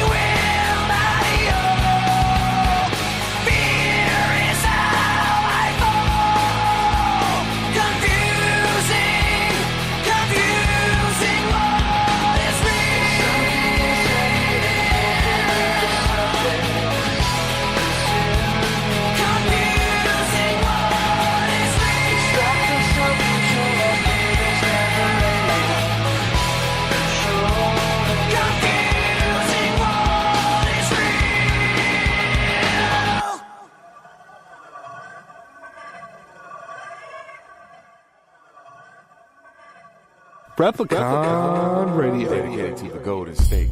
Yeah, the weather, the women, and the weed. Oh yeah, it's Saturday. And I am your favorite DJ, DJ E.C. Dick. And I'm gonna give it to you the long way. It's Warren G, E40 Fonzarelli, Too Short, and Nate Dogg. It's Saturday. It's Saturday. Yeah. Time to go out and find me. I wanna play. Yeah. Got to have you all over my I feel nasty. When the music hits me, I get and I wanna play. Yeah. If you feel me, gon' raise your hand. Who's that big African American in the Cayenne? Doing what he want, not doing what he can. Behind tinted windows, car worth $100,000. Speakers on tremendo, quaking, waking up the land. Popping my ism, trying to holler at this broad in a geo prism. I deserve an applause, bruh. I know how to pick 'em. Booty shake like Jello. Not from Pittsburgh, but she black and yellow. I said, where's your fella? She said, I fired that buster. Bum ass nigga, couch potato hustler. Spend more time with his homies than he do his honey. Always in her face, asking for gas, man. I said, today your lucky day. What your schedule looking like? Can you come out and play? I got a show tonight. You deserve it, baby. Let your hair down. Let's celebrate. It's the weekend, darling. It's Saturday. Yeah. Time to go out and find me. I wanna play. Yeah. Got to have you all over my I feel nasty. When the music hits me, I get and I wanna play. Yeah. If you feel me, gon' raise your hand, somebody. Sunny skies, it's a beautiful day. Money-wise, it's a beautiful day. When the sun goes down, all the fun goes down. Thorns come down and tons go down. She looking for a man, I'm like, damn, look at this here. I'm looking for a freak, but not this freak here. It's time to switch gears, full speed ahead. Some weed and some head, new sheets on the bed. All they want is sex, trees, and ecstasy. All I want is all bitches all next to me. Surrounding me, all around me. Hounding me like they all wanna pound me. And I'ma just let them, I'ma just hit them. Like it's my birthday, every day a work day. Sunday, Monday, Tuesday, work. Wednesday, Thursday, Friday. It's Saturday. Yeah. Time to go out and find me. I wanna play. Yeah. Got to have you all over my I feel nasty. When the music hits me, I get and I wanna play. Yeah. If you feel me, gon' raise your hand, somebody. That's how I do it, pimpin'. Woke up with two beautiful women. I'm about to hit the car wash and the barber shop. Then I might dip to the mall and shop. Just ate at a nice little breakfast joint on my favorite day, so what's the point? The whole town's in a good mood, smoking good weed, eating good food. And I'm thinking, wish I could go to the beach. Girls flirting, they must know I'm a freak. You wanna be the best I ever had in my life? Should've seen what I did last Saturday night. Told the girls in my stable, call a VIP host and reserve a table. And make sure you wear a new fit. Patron, it's a rock, we too lit. It's Saturday, yeah. Time to go out and find me. I wanna play, yeah. Got to have you all over my body. I feel nasty, when the music hits me, I get and I wanna play, yeah. If you feel me, gon' raise your hand, somebody. Juggalo shit, freak shit, magic ninja shit, underground shit.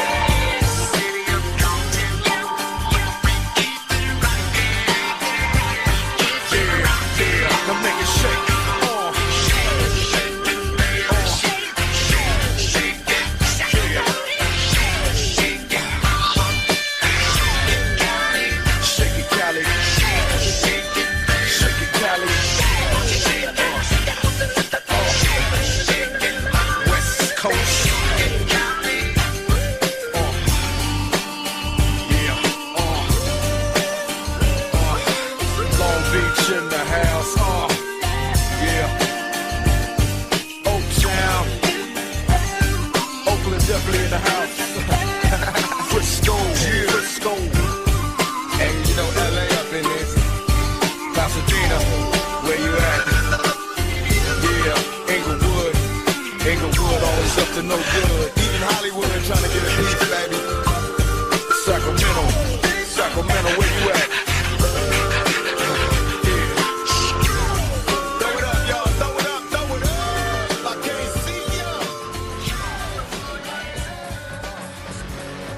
What up, y'all? It's your man, Big Roo, and y'all listening to Replicon Radio, mycitymymusic.com. We ain't nothing wrong by accident. It's only a select few that can handle this freak shit. Apparition of a poltergeist, blessed with a heart, but it's cold as ice and broken twice. Now I walk with an axe, dressed in all jet black with contacts. Straight maniac, warlock, Sam Hain of Salem's Lot. Sam through the hourglass, ticking of the clock. If you don't know by now, it's too late. We the most serious thing on the market since daybreak. We the dead, we don't explain the feel pain. Berserko, keep it underground to maintain. Bitch, you better check nuts. I'm doing good to leave you 66 for 6 months. Riding in the dick that hurts for ghost folks. Pumping on a 2-ton blunt with dead folks. And it's like that. Ask where to run, we don't die. Serial killers, we don't die. Freaks of the night, we don't die. We get high, we don't die. Up out of the ground, from the underground tunnel I dug to keep away from the mainstream love. I just want somebody to move and get hurt. Got your whole dug deep in the dirt. Can't work with you bitch motherfuckers making love to the puss. With a bitch name tatted on your chest. Me and motherfucking Mad Rocks, haunt the joint, bringing death to the people that don't get the point. We don't die. Just like a $7 bill. Voice my opinion regardless of how you feel. Free shit, it ain't about being rich. It's about juggalos and running with lunatics. As long as y'all rock this, we won't win. We do it all for y'all. I mean that shit. Every one of y'all means everything to me. We bleed for y'all, that's why we call it family. Ask where to run, we don't die. Serial killers, we don't die. Freaks of the night, we don't die. We get high, we don't die. To explain the element of my self-inflicted pain. We're not positive and uplifted, fuck you. Walk a mile in our shoes. Experience hard times and paying hella dues. Freak shit, what I live, what I breathe. Cast out new necks like he's diseased. Still they try to ban our sound, cause supposedly it be resurrecting the dead from under hollow ground. You in the dead zone, 10 points for us. You smell a cigarette smoke right before your lunch bust. You can't trust them, but I can bust them in half and sit back and laugh at all the shit I did. Can you do that? Who's your school at? Better yet, I'm the wigged out serial killer type war vet. Freak show, different than the rest, but I love it so, put it to the test.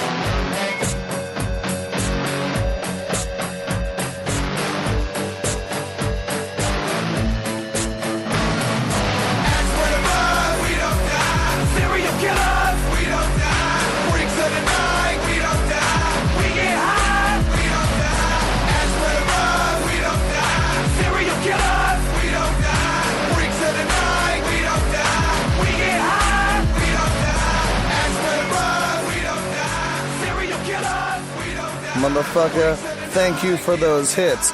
We appreciate that shit. Thank you, biatch. Replicon Radio every Monday night.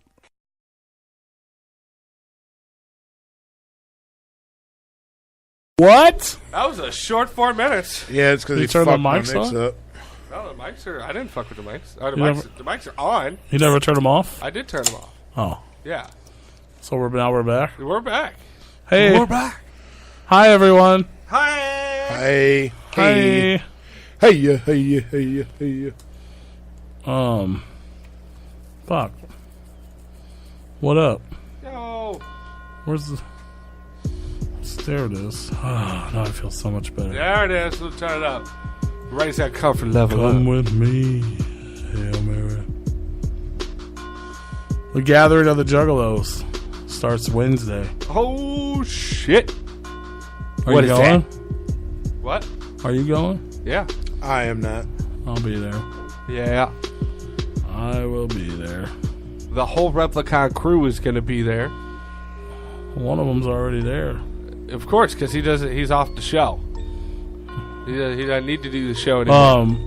A couple homies hit me up. They said we're one of the few people that didn't talk about it yet. So I was going to talk about the Juggalo scavenger hunt One of the local guys is doing it. I know who's the Lost Ninja Clan. He who smokes a lot. No, PGT. He started it. I had somebody that I know that is doing it, or dude that runs with Burrito Man. Yeah, no, there's this girl that's part of the 618 Lost Ninja Clan. She wanted me to shout it out. I was like, bitch, you don't even listen to our show. I ain't shouting that out. So that's why I didn't. I knew about it a long ago. I told him, the one dude hit me up super nice about it. I've been seeing it, and I thought it was cool. I've told Rue I wanted to do it. I wanted to be a part of it. Yeah. If we were to we don't have a campsite. We're all fucking hoteling it. Yeah. But if we had like a legit campsite and like, like a setup and shit, like Replicon, I probably would have been like, we'll be a part of it.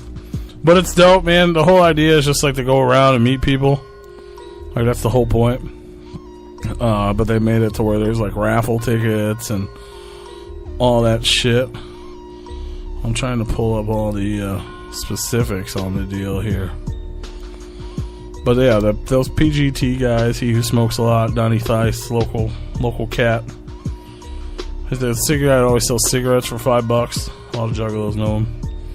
But you go around, you start at their campsite, you got to find it, essentially. They do the wind tunnel thing every year. And then essentially they give you clues to the next location. Okay? Are you paying attention? Yes. So they give you clues to the next location. There's a whole bunch of people involved. That's what I was trying to pull up. So PGT, 215 Ninjas, AJ Graphics, Camp G-Spot, Camp Kyle, Carolina Juggalos Militia, Fago Lovers, Fruit Loop Forest, Juggalo News, Lost Ninja Clan, PGT, Reno Riders, Scrub Scare Unit, Too Much Fun Crew, United States of America, the Whoop Troop, and the Yacht Club. So essentially, you go to the first one. They give you a clue to get to the second one. You go to the second one, and each one of them is going to have they'll give you maybe something silly, like a little goodie bag. Yeah, a goodie bag, a sticker, a fucking water, whatever. And then they give you just go chill and you meet new people. And then if you make it all the way to the end, there's a secret one too. They haven't listed. You have to get the clue for it. But once you make it to the end, you get a raffle ticket. When you get the fucking raffle ticket, it goes in the thing, and then Saturday afternoon, after the ICP seminar, they're announcing the winner. They already had a bunch of dope prizes. I'm trying to pull up the whole list because it was dope before they even announced the big thing. But I know one of the crew, Scrub Care Unit, was donating a ticket for next year. Oh shit! So you get a ticket to the gathering. Psychopathic caught a wind of it, and they donated Violent J and Shaggy's jerseys from Juggalo Day, the Tunnel of Love. Ooh. The ones that say XXX Tunnel of Love on them. One of a kind. So yeah, that's dope. And then there's tons of other shit too, man, like prize packs, and all you do is just walk around and meet people. So fucking check it out. If I stumble across the first one, I might get into it. But and again, it gives you something to do, especially if you're stuck at the gathering like during the day. There's a lot of downtime. Yeah, there's a lot of downtime. And you just walk around, and kick it. You know what I'm saying? Like get your drinks. Yeah. Chill. Go to the one, and you have an excuse to walk up on random sites instead of just yelling at people to show their butthole or call their mom or whatever. Yeah. You know. Or tell people that Jesus loves you. Yeah, those guys will be in the house. And I like your shoes. Yeah. I like your hat. Well, you can do all that stuff at random Drop sites. your pocket. But yeah, I can't find it, man. It's hard to find, but I know there was a bunch of like super fresh prizes, like $600, $700, $800 worth of shit. I think there's like a first, second, and third or something. And it's just a raffle, so you know what I mean. As long as you complete it before they draw the raffle, you know, there's no like time frame. That's how that works. So check it out, man. Check out the GGT Juggalo Scavenger Hunt. And apparently, as of tomorrow, old dude's he's fucking hiding eggs all over the gathering too. So if you find a fucking egg, just That's open it. after he put him in his asshole. Maybe. But if you open it, there should be a site inside. Tells you how to get to their site or wherever your site you need to go, and you win whatever prize is inside of that egg. So there's an Easter egg hunt and a scavenger hunt all going on at the same time.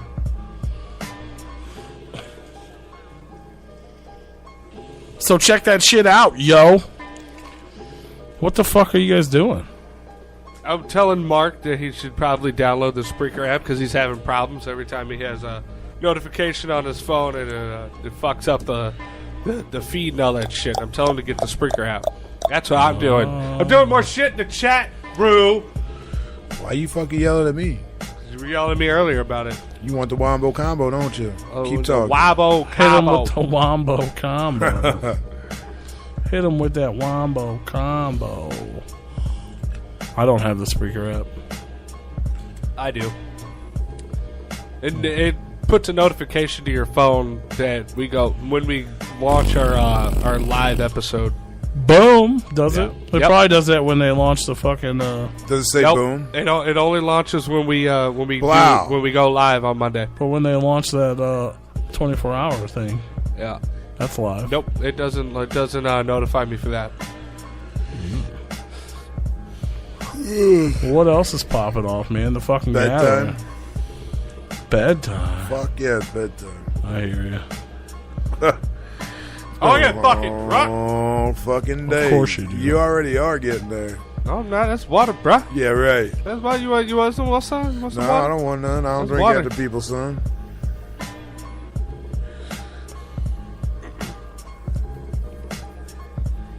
Shh.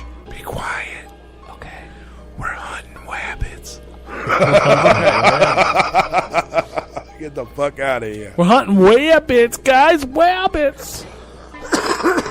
Which way did he go? Everybody's at George? the Which way did he gathering. go? It's like. I'm seeing all these. You know what? That's the thing that's kind of irking me. Every year, these. I Okay, usually Bert. leave like the day before the first day, so we can get down there. Yeah. And you get people that are down there 5-6 days early. And they're like, where the fuck is everybody at? Everybody needs to get here. It's like, bitch, I got a fucking job, man. Okay, I cannot just go there a week ahead of time and just sit there in a fucking parking lot or a I field. could if I want to blow vacation time. But I could too. For but what? yeah, why I'm would going to you blow want- vacation time to go sit in a fucking parking lot? Yeah. You motherfuckers are retarded. But for Yeah, what? and that's all over my Facebook. You know, the people that are already there. It's like, oh, I'm here. Where the fuck is everybody else at? You need to be here. I mean, you need to be here early. I take that back. It's fun. It is cool, yeah, because you get to hang out and everybody's like compact. So everybody's like in one area. It's a hot fucking mess. That's what it is. You don't have to go and find anybody. Everybody's pretty much right there. Yeah. But when they open up the fucking gates, man, you don't know where the fuck everybody's going. Nope. Nobody knows where we're going this year. It's his first year. But that, I mean, it just kind of. Well, that's probably why they get there a day early. Makes sense, man. They go out there scoping out the ground. What it looks like is that they're letting people walk around and shit, just not bring anything in. So people are scoping out the grounds because I've seen people Yeah. go live. Well, they had a big country festival all weekend. Oh, nice. Yeah, so They got fences up now, and they're putting porta potties in there today. Oh shit! And the porta potties be fucked up in an hour after they get them down. Uh huh. Yeah. I don't get it, especially if you're camping. Why the fuck would you be there? I mean, even at a hotel, you know. I mean, maybe today, but not before today. Tomorrow, I could see. I can't maybe. afford that shit, man. It's like I gotta go to work. Got to make that money, man. That money, They're man. Got to already make mad that at me. money, I'm saying, man. like I said, they're already mad at me for going anyway. Right. Hey, you, this motherfucker gonna be jobless. See, now you know all the bullshit that I had to deal with. I'm gonna be a real juggalo after this gathering. Hey. Yeah, see, Ain't now got you no know. job, ain't got no Can't you home. just tell them you need off? Yeah, do you remember all them conversations you had with me? I'm like, bro, I don't know what the fuck's going on. Now you know. I still don't know what's They going on. dicking you around like I You got have, dicked yeah, but you around. have like paid. My issue is I don't have paid time off. I understand. I didn't the first And year. they're Well, yeah, I fucking guess I did because haters like a I earned my time. I think last year was the first year that I got paid to be there. It was awesome.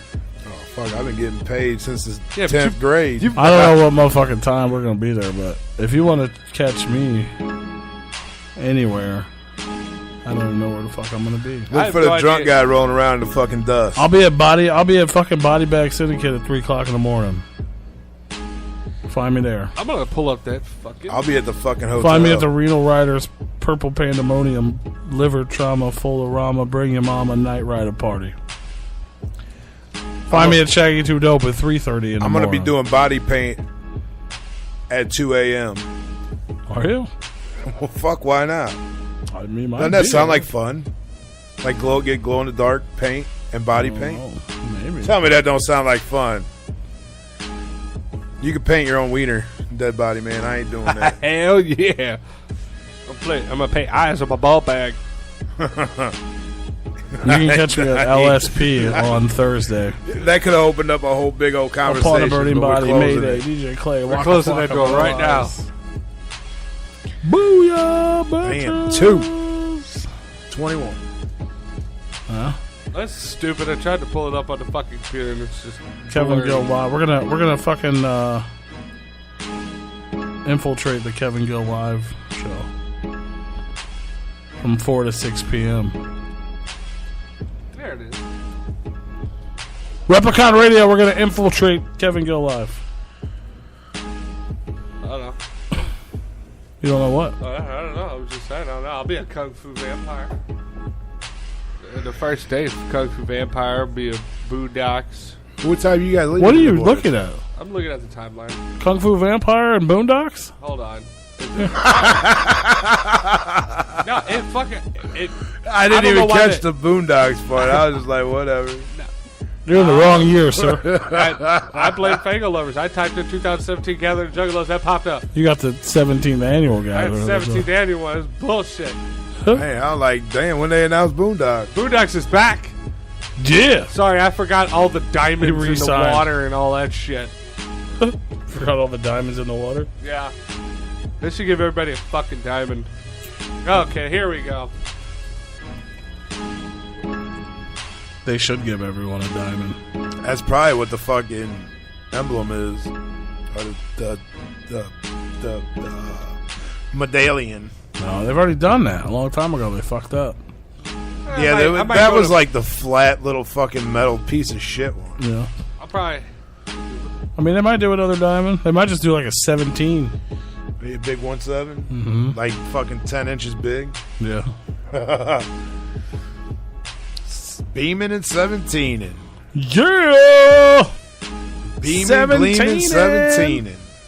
We're like light, mad real up in this mother. Bang, bang, and bang, bang. Oh, man. What else is popping off, man? Twisted finally announced that they will be at Rockin' Shock again this year, like they are every year. Everybody was freaking out.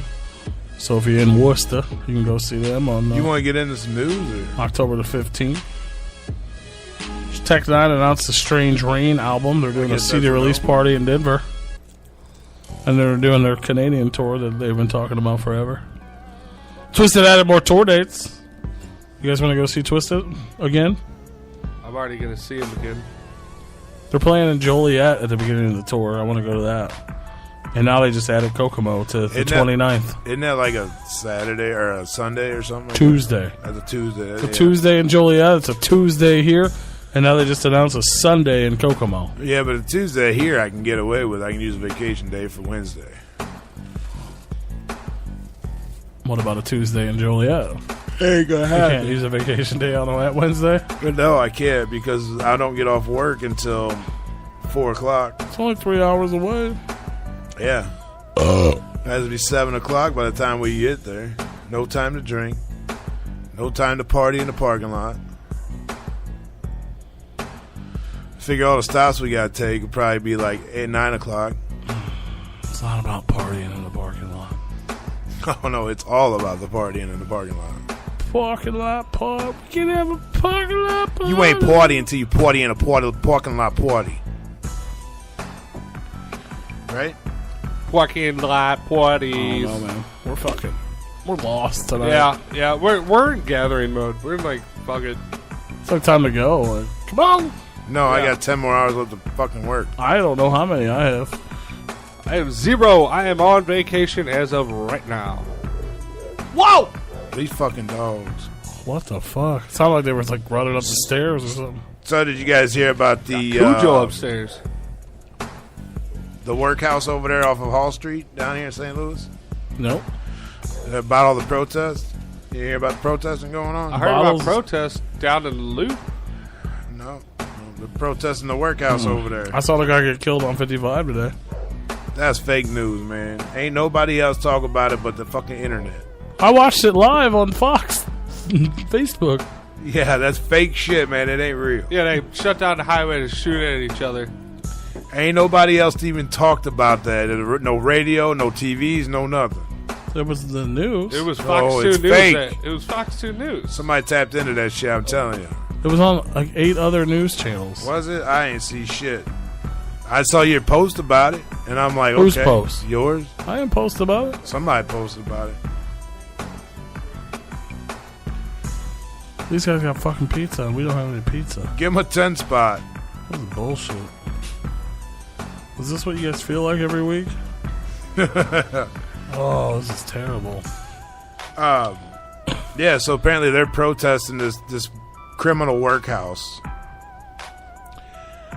because they don't have any air conditioning and they're sitting in cells. Motherfucker, I'm telling you right now, it's probably way more comfortable in there than it is in my fucking work. Oh, I'm sure it is. I can guarantee that. And it's all these little fucking millennials protesting this shit and have no fucking clue. Somebody said, well, they've been charged, but being charged doesn't admit to guilt. I get that, but obviously there's enough evidence to charge you, so therefore you are at guilt. Am I wrong? I mean, that's usually, if you get a charge, obviously there's evidence that points to you. I ain't saying that they ain't never been wrong and motherfuckers serve time for no reason. Serving time. But they're all, that's what the big protest is now. These motherfuckers just go around and find something so stupid to fucking protest. This shit's been going on for fucking years that they haven't had any air conditioning. Motherfucker, I go to work every day, pay my motherfucking taxes every goddamn day, and I ain't got no air conditioning. Come fucking give me something. Come protest me, bitch. That's how I feel about it. Come protest me. Oh my god, that smell makes you hungry. But yeah, that was it. That's what these little and if you look at all the people protesting, there ain't nobody over the age of 21. It looks like they're all fucking like little teenagers. You looking it up? No. Are you gonna pull the video with all the gun blasts that happened on 55 today? They pulled that video too. Yeah, they were live on Facebook, and as soon as they started approaching the car, all of a sudden it was the arch. They said, fuck you. And then people started complaining, and the Fox people were like, we're not going to show people getting murdered. And then other people were like, why not? We want to see it. And that's what we want to see. We want to see real motherfucking news, not the bullshit that you guys want to fucking chop and cut and put on the fucking air for everybody to see. Even though they talk about it all the fucking time and they glorify it. Oh, yeah, they'll show the fucking tape of the motherfucker just got murdered in the blood. They'll show stills of it, but yet they don't want to show a live feed of it because I think it's glorifying it and it's going to make other people go out and do it. Motherfucking Grand Theft Auto, bitch. Grand Theft Auto, live all the time. Paperclip, bitch. Fuck the news, man. All they do is they fucking make believe, man. They play a lot of Mr. Rogers and make believe, man. I'm telling you. I don't watch that shit. None of it. Nope. All it is another black guy getting shot because we can't fucking keep the peace with nobody. Well, I heard he had a bulletproof vest on. He did, yeah. So he was he wanted to go down like that. No, there's been a lot of black people dying these days here lately. And it's so sad because you figured after all the fucking bullshit that everybody's been putting on, that the news people been putting on, you figured somebody would say, you know what, fuck this. It's time for us to come together and clean the fucking streets. Right now. Over me. But no, we're too busy fucking getting pissed off and having fucking attitudes and not doing anything about it. Fuck that! Bullshit! Wait, what? That's all we're not supposed to be doing. Wait. So you, hey, hold on. Yeah, back this up. With my comment just a minute ago about all the black people dying, getting shot. This was a white guy that the cops actually killed a white guy? Yeah, it was a white guy. They actually shot a white guy. Yeah, that's probably why the camera moved away. They really shot a white guy. You don't ever hear about police shooting white people driving on the highway. It don't matter. Motherfuckers go after cops with a machete or stand there with a fucking knife, and they're always getting shot. I understand. I understand. But if a black dude had a fucking knife and did the same shit, they probably would have shot him. So it's good to hear that white people are getting shot by cops It's too. good to hear that white people are getting shot. Yeah, that's good news. Welcome to America. I feel like you're compensating racially for something. No, it's just I'm tired of hearing about all these black people dying. You been shooting? I ain't white shooting people? nobody yet. Keep it up. You might be the first. Oh. And you heard it here. You heard it here first. We specialize in first. I'm just kidding. I'd never kill my brother. But, no, yeah, you don't ever hear cops shooting white people. When was the last time that happened? I did today. Yeah, right? That's the how. When was the last time before today? Yesterday. Long time. I ain't Last racist. week. I hear about I Muslims ain't getting prejudiced. killed more than the white guys. Like the terrorist guys? Like in their own countries? No. Over here? Like the one that shot up that I'll nightclub in watch Florida. the news. The one that shot up the nightclub in Florida. He was Muslim. And I heard it. Obviously he got shot up. See, and that's another thing. The little white dude that walked up in that fucking church and shot all them people, the cops never shot him. Nope.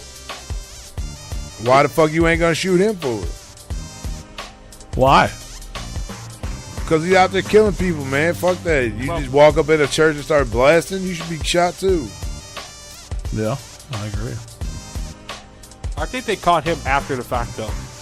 I don't give a damn. What the fuck? What other white people fucking they don't kill? One I got shot. Yeah, by himself. That was self-inflicted. Man, I don't remember. It might have been his brother or something. I don't know. I'm just saying, he's kind of white. Yeah, every time he tells that story, we stop paying attention. He gets real mad when he say he shot himself. He does.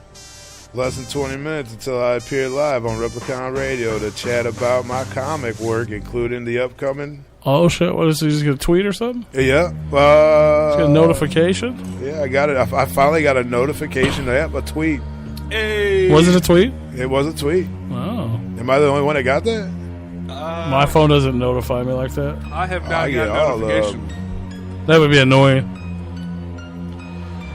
My phone goes off. Less than 20 minutes. So I guess 8 o'clock we should be hearing something. Yeah. From the great Dirk Manning. Yeah. Let's hit him with a break. Let's you want me to do it or you got it?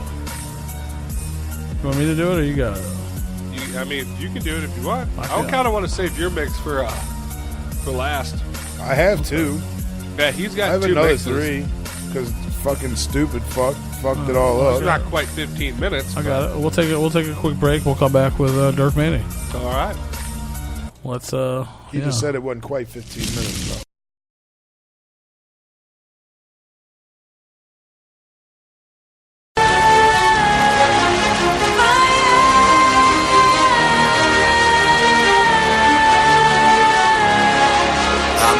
Of ceremonies, my ass has never been phony. I ask that you unmask and relax. If that's too much to ask, then blow me. Fuck you. Pay me now, then thank me later. You a fucking hater. You the run of the litter. You should've ate your veggies for dinner, but you a fucking beginner. You bragging about the money, frontin', you a breadwinner. I can see right through the eyes of a fool that is standing in debt with the devils and gods. And all of these trinkets, the booty delicious. My Uzi is vicious. This spot is so odd. Fictitious. You die as a witness, and ain't nobody coming to your funeral. You fucked all your friends and you burned all your bridges, counting all your riches. Now there's only one dish in the sink. Only thing left is the time to think of all of the things that you lost on a mission to prove that you was the dude with a fancy do.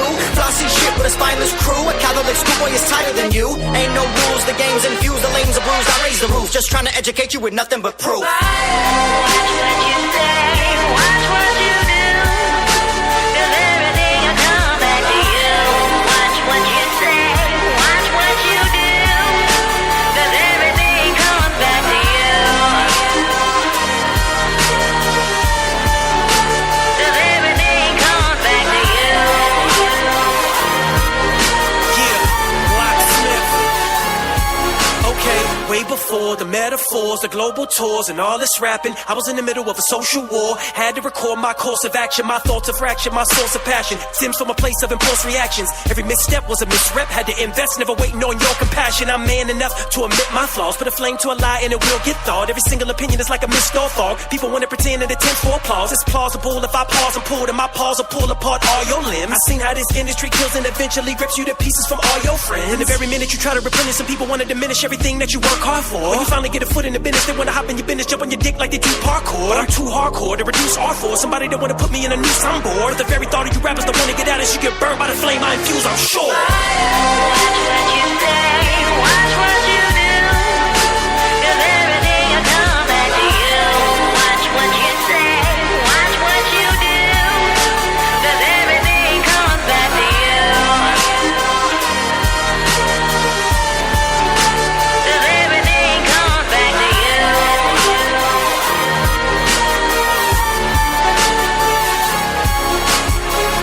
If you play with fire, you get burned. And the word, if you play, you burn. Your karma, gonna give them what they deserve.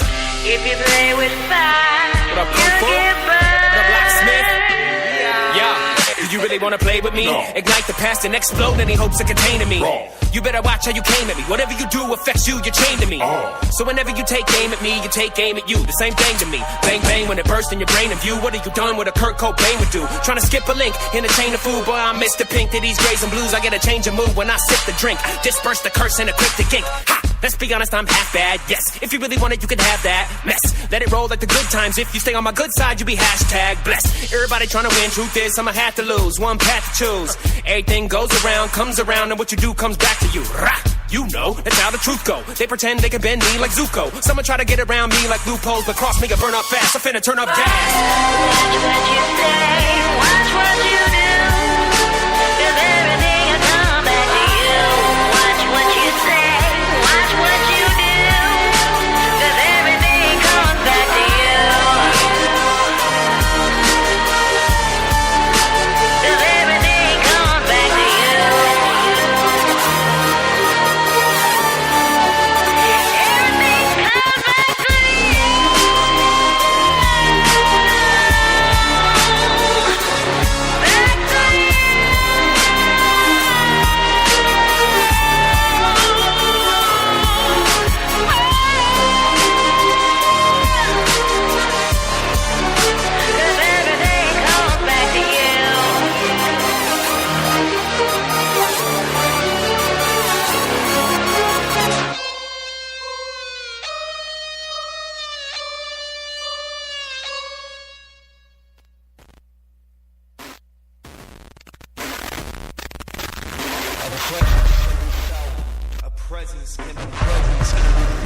A presence can be felt by those who have followed the epic saga as told by the insane clown posse.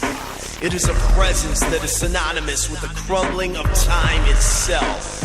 Thus emerges a being so powerful that he can exist between both the land of the living and that of the dead. He goes by many names, but is known to the living only as the Wraith. He walks upon worlds forgotten and descends from heaven's faded to gray to witness the death of all mortal things, so that he may guide the departed upon the path that they have chosen. Here is the story of the path to Shangri-La, the 6 Jokers card.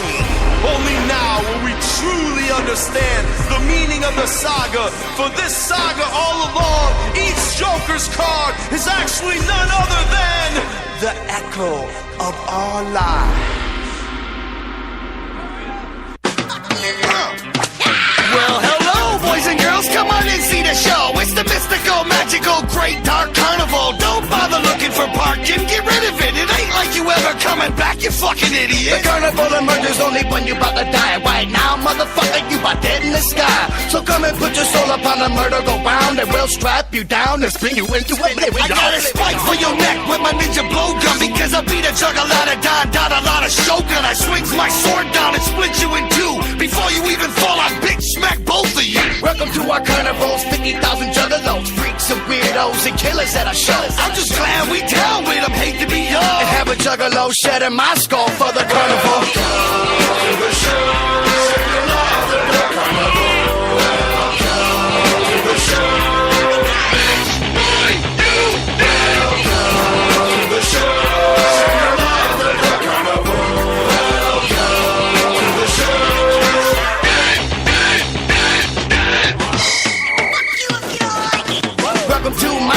I be the shag, sit back and enjoy, relax your nipples and nutbags. It's only juggalos here, you know what we about, swinging hatchets, Fago when I dick in your mouth.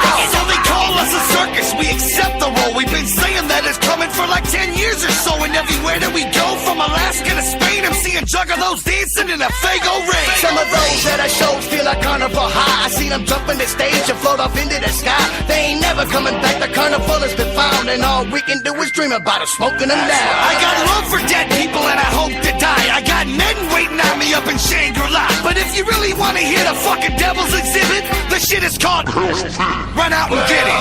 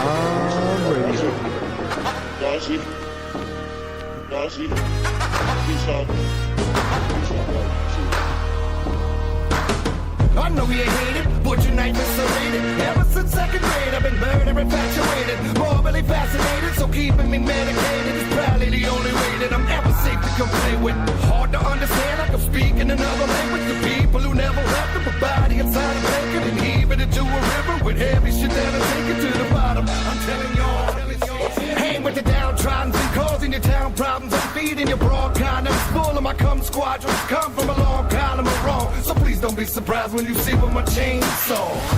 Addicted to getting brain from dumb bras with smart mouths to keep away from them bum frauds and go all out. And them raps equivalent to a chemical fallout, and I'm only here to let them demon dogs out.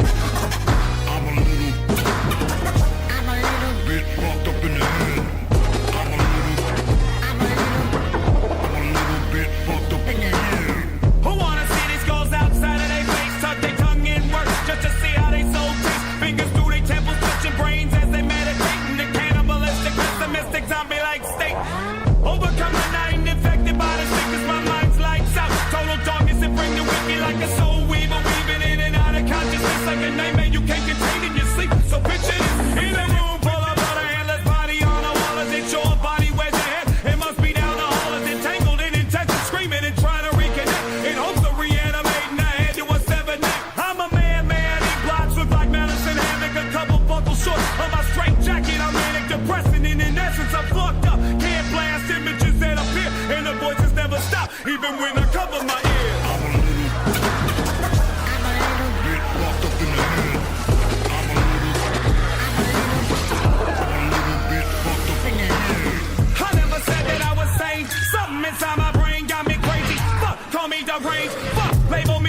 and strange as 1,000 voices that say I should take my broken mind and maybe just do away with it. Fuck it, give me another minute. I'll be laughing, making a casket, laying my ass in it. So fuck it, forget it. I've already made it and laid it, and nothing's different. My head keeps spinning and I keep grinning.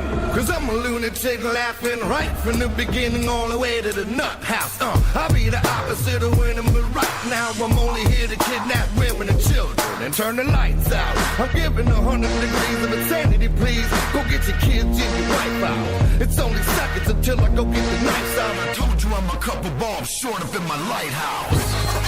I'm a little bit fucked up in the head. I'm a little bit fucked up in the head.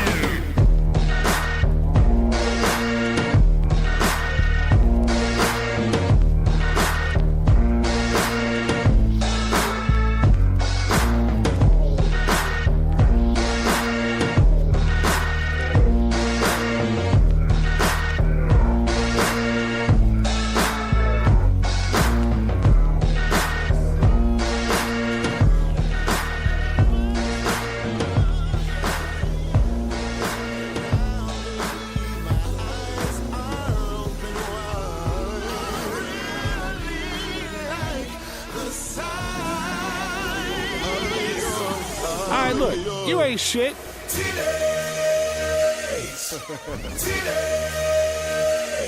Goodness. Oh my gentle Jesus, do you see those, dog? Me and Tekanina, we love those. It's something about the shows, make them take off their clothes like. Look at those tickle bitty pretty ones. Itty bitty titty committee can even kick it with me. And they showing cleavage and they flashing headlights. They drinking KCTs, they get their heads right. I love more than the areola. I love the over the shoulder, boulder holder, that I can show you better than I can told you. Okay. Baby be going, but she coming too. Make me wanna chew through all that's in front of you. Hey. Pink ribbons represent them. I'm an the bride. I'm loving what's in them now. Titties. Talk about titties. Yo, pull them out. Titties.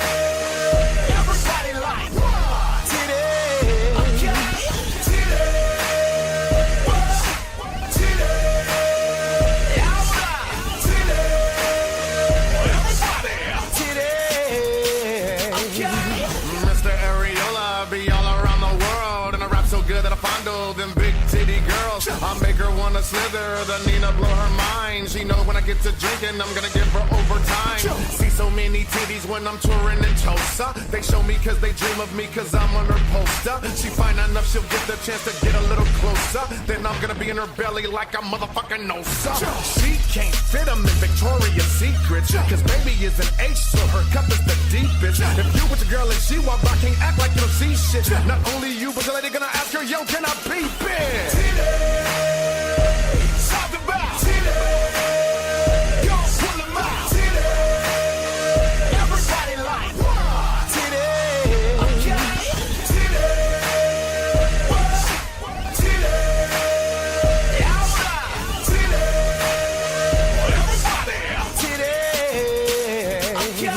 Oh, yum, yum. I got a problem cause I gobble them up. Make me all good cause I'll be slobbering. Got to bend them in all these different positions. I just want them to give them up and all be looking delicious. And tonight they trying to turn it up. So let them crank it up a notch. Lifting up their tops is how they showing thanks. So thanks a lot. So yank a hot when it shakes the spot. I got a 34 double D-er and tell her come here. You're popping out of your double D. Knockers about to come cuddle me. Watching out cause my cock is about to be hopping out to come trouble she. I'm gonna be your whore pet. Ironic like Alanis Morissette. She know that I wanted to take her bottoms off but keep on the beautiful corset.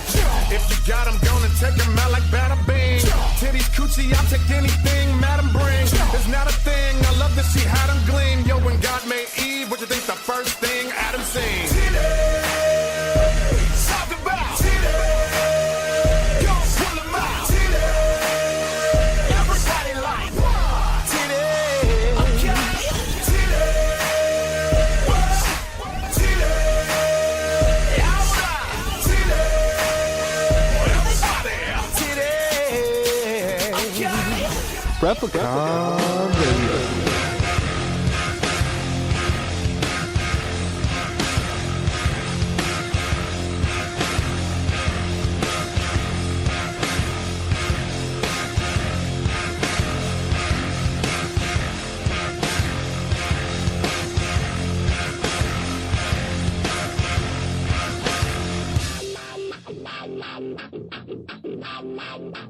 The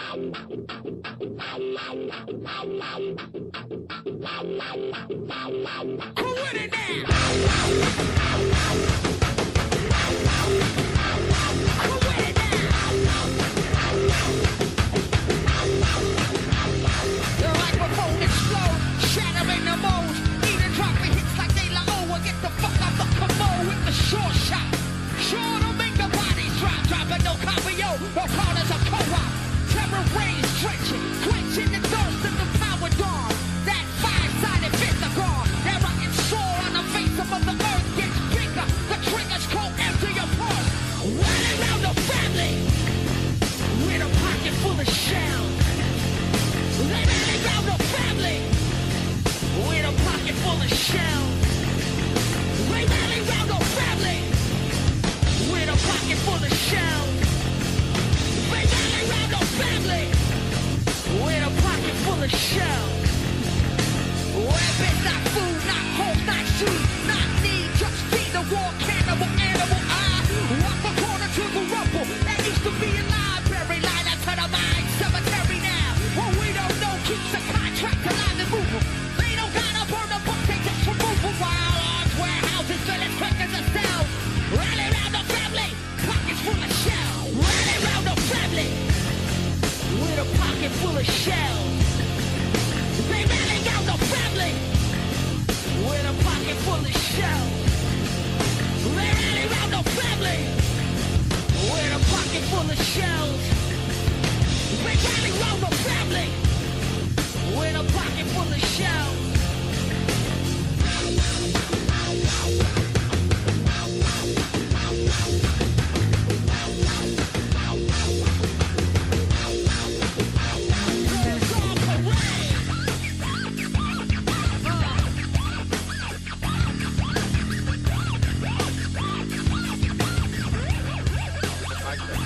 Yeah! Yeah! Oh my god, we're back! Oh my god, we're back! Oh my god, we're back! No! Back. We're back. Replicon motherfucking radio. Hey, watch your mouth. Why? Because. Why? You can't say whatever the fuck you want.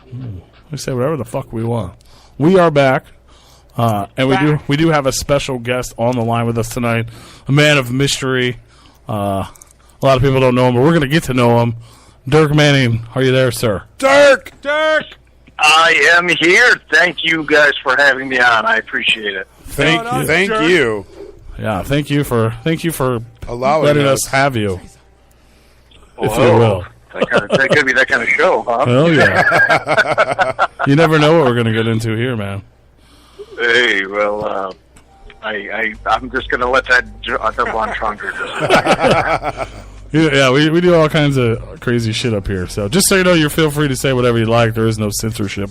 We're on the internet. No, I listened, so I am passingly familiar. That's when I was trying to be very careful in what I decided to put out there or let in, I guess the case may be. Absolutely, yeah. You can say. I want to. I don't know if you're aware of this, but you are essentially our first non-musical guest on Replicon Radio. You're popping our cherry. Dang, man, I'm popping the cherry, man. Popping the cherry. I was thinking about that too. I was kind of going through, and I'm like, they had to have someone that's not a musician on before me. I mean, obviously, I have extensive history with music, and I guess technically, I am in the #1 comic book creator karaoke band on earth. But I don't know if that really counts as far as like true music goes. But I would definitely say it counts. That counts. I would love. Well, I don't want it to count though, because I want to be like the first like non-professional musician. There you go. Well, that works. Yeah, So- you are the first non-musical guest on Replicon. Woo! No offense, Satellite Clip, but I can't claim it tonight. Hell yeah, man. So, I mean, I got a lot of questions here. I want to talk about all your work and stuff, but generally, what I do with the musicians, I'm going to try to do the same thing with you and like go back in the time machine to little kid Dirk Manning. Like, how did you get into? I mean, were you a big comic fan when you were a kid? How did you go from little kid Dirk Manning to, getting into this business essentially? Oh man, therein lies a tale. We could take a whole hour talking about that, but I'll give you the highlights and the lowlights. Before I get to that, I have to do this thing. I hate to be this guy.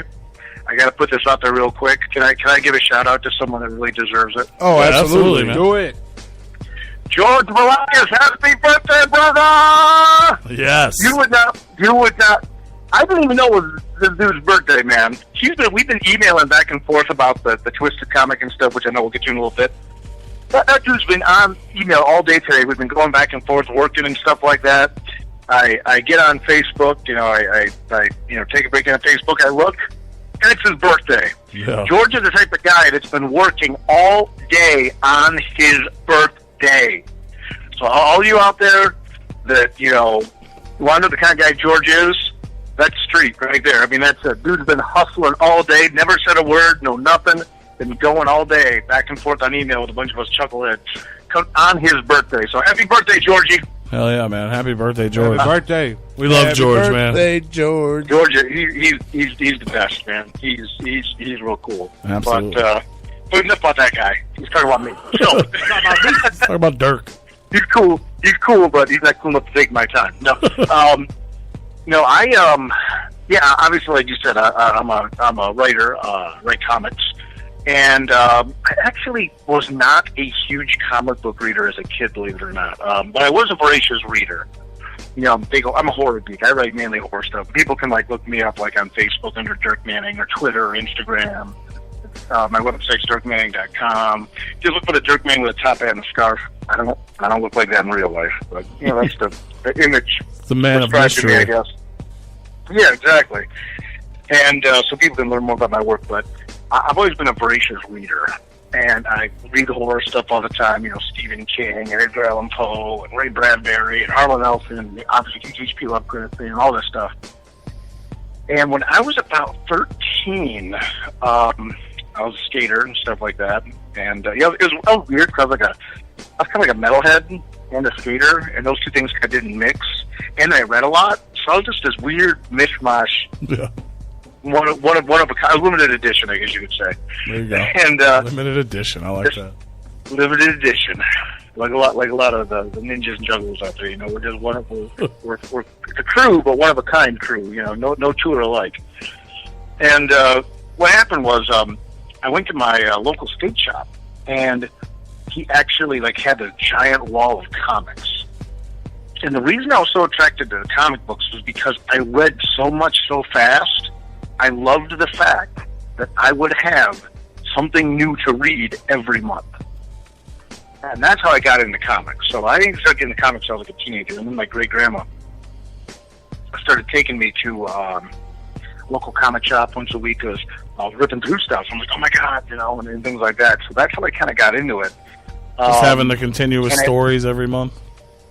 Yeah, exactly. I always had more to read because, it's like you read a book, Stephen King book comes out, you read it, then you had to wait 6-7 months for another one, But the comics, I had something new every month, and I love the idea of long-form storytelling. Even when I was young, I don't know, off the top of my head, the King Arthur stories, or Robin Hood, or, long-form storytelling always really interested me in these myths and legends and things like that. Sure. So, and comics are, superhero comics especially, are really modern day myths and legends. And I did find pretty quickly that I wasn't really into a lot of superhero stuff, but, I experimented with some different things and discovered Alan Moore, discovered The Crow and things like that, and then started getting into horror comics and stuff like that. And, now I sit in a room just surrounded in my office by comic books and stuff like that, and now I write comic books. Yeah. But what was interesting was I also fell in love with the medium. And one thing about comics that's so cool is this guy named Replicon passed away a couple of years ago, but he was a brilliant comic book creator. And he said that comics are words and pictures. And you can do anything with words and pictures. And there's just ways to tell stories in this medium that you can't do it in a movie, you can't do it in television, you can't do it with a prose, just written stuff, just the written word. But when you combine the words and the pictures, you can do a lot of really cool storytelling techniques, and that's what I love. And I decided that I really wanted to start and I've always been a reader as well as a writer ever since I was little. or my parents might say a storyteller. But then I wanted to get as medium, but I wanted to come out of the gate strong, and I can't draw to save my life. So in college, and this ties into the music thing a little bit, I started doing music journalism. And I grew up in the Toledo, Ohio area, just south of Detroit, Michigan. And I'm sure everyone out there listening knows there was a certain band in the early 90s that started to blow up by playing shows a lot in Detroit and Toledo. Oh, yeah. Yeah. Is that the of course, we're talking about Kid Rock. No, I'm just kidding. Kid Rock. Clown Posse. Kid Rock did too. Eminem. Yeah. Eminem. Yeah. Eminem never set foot in Toledo. Well, I guess in that time you had Insane Clown Posse and Kiss kind of running around out there.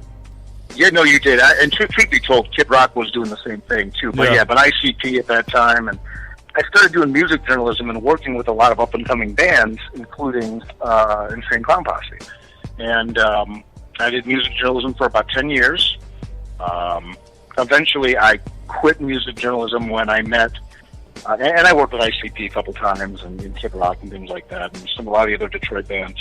But so there's some Dirk Manny and ICP reviews floating around out there somewhere? Oh, yeah. In fact, the music magazine I wrote for at the time ran the biggest interview they ever ran was my interview with ICP. So it was a monster. I did an interview with them right when they got dropped by Hollywood Records and got picked up by Island. Oh shit! It was like right then. That was like the second or third time I interviewed them. Right when that happened, and they knew me well enough. We did this big hour and a half interview on the bus, and they knew me. And we just talked about everything, and it was a trip, man. What? So yeah, my roots run deep on that stuff. Who were you writing for then? Oh my gosh, put me on the spot. I was writing for a couple different. I'm just trying to think of articles from that time period. I remember obviously AP, Circus, Seconds magazine. This was a zine out of the Toledo area. So and it was this big 6-page interview, and it was a trip, man. It was just really wild. We were on the bus for an hour and a half just talking, all this crazy stuff going down. It was fun. So you're definitely not new to this world then, huh? Not in the least bit. That magazine was a trip because we were all writing under all these fake names and all that. I mean, the magazine looked huge. There was 5 of us, but we each had 4 different pen names. Abe Stroker, the Bait Poker, and all this stuff. And we all made up these names, but it was really just 5 of us. It's a trip, man. So that's the way to do it. Yeah, I'm the long story short. Yeah, I'm not new to this world, but I got out of music journalism when I interviewed. I got a face-to-face interview with Mike Patton of Faith No More, who's really my musical hero. And if there's any Faith No More Mike Patton fans out there, then I'm looking right now here. Right now as I talk to you, I'm touching the photograph of me and Mike Patton together. And that's when I was I'm out. I started writing comics, and here we are today. I've written numerous graphic novels and writing the upcoming Twisted comic. So I read some of your story of Dirk Manning. That's awesome, man. I didn't know you did the journalism stuff, but that's dope. I'm gonna try to find that shit. Yeah. I gotta find that interview. And back then, it was funny. This is old school, before email was really common and stuff. And I would just tape it on a tape recorder, and then I would go to my editor's house and type it right into his computer. Because even putting stuff that big on the discs was difficult and stuff. The old floppy disk. It was type. Yeah. It was a hard disk, but it was a floppy disk. It was a 3 megabyte. And then one time he came back to the office, and I was because it said there's a handful of us, and I was asleep on his couch. He's like, "What are you doing, man?" He's I just finished the interview. And it was this big, huge thing. That's awesome, man. I'll have to find that and put that up on social media, man. It was fun. That'd be cool. Yeah. I didn't realize you had been around. Yeah. This little world here. Well, that's the thing too, and it's funny. That's kind of ultimately what landed me with I don't want to get too far ahead of the game, but that's ultimately one of the things that helped the publisher at the time land me to write the Twisted Comics, because he knew I did music journalism. But honestly, and I talk about this a lot, as a comic book writer, I took a lot of lessons that I now apply to my own writing career and my touring career as a comic writer from bands like ICP and a lot of these other bands I worked with at the time, and Kid Rock, and Detroit hustles harder, man. But watching a lot of these guys and coming up with them, bands like Korn when they were coming up, and Limp Bizkit when they were coming up, and Kid Rock and ICP, and actually I turned down a chance to interview Eminem. That was kind of that was my oops. But whoops, just didn't know at the time. Yeah, oops. No, I didn't like the guy that recommended the interview, so I turned it down. That's back when Kid Rock was still yodeling in the valley. Yeah, it was yodeling. Yeah, good sandwiches. That's when Kid Rock was still a kid, and he had the smokestack blonde hair. Man, grit sandwiches for breakfast. Yeah, you know. Yeah, I got a CD. In fact, in here, like some like remixes and stuff he did that never got released publicly and stuff like that. At the time, it's like I could have this killer like virtual library of like these songs that never got released. There you go. Never got wide release, but yeah, that was back in the day. So sorry, I won't answer your next question so long, but that's the setup. But yeah, my Juggalo roots run kind of deep. That's awesome. And all my metal friends were like busting my balls. They're like, "Why you spend all this?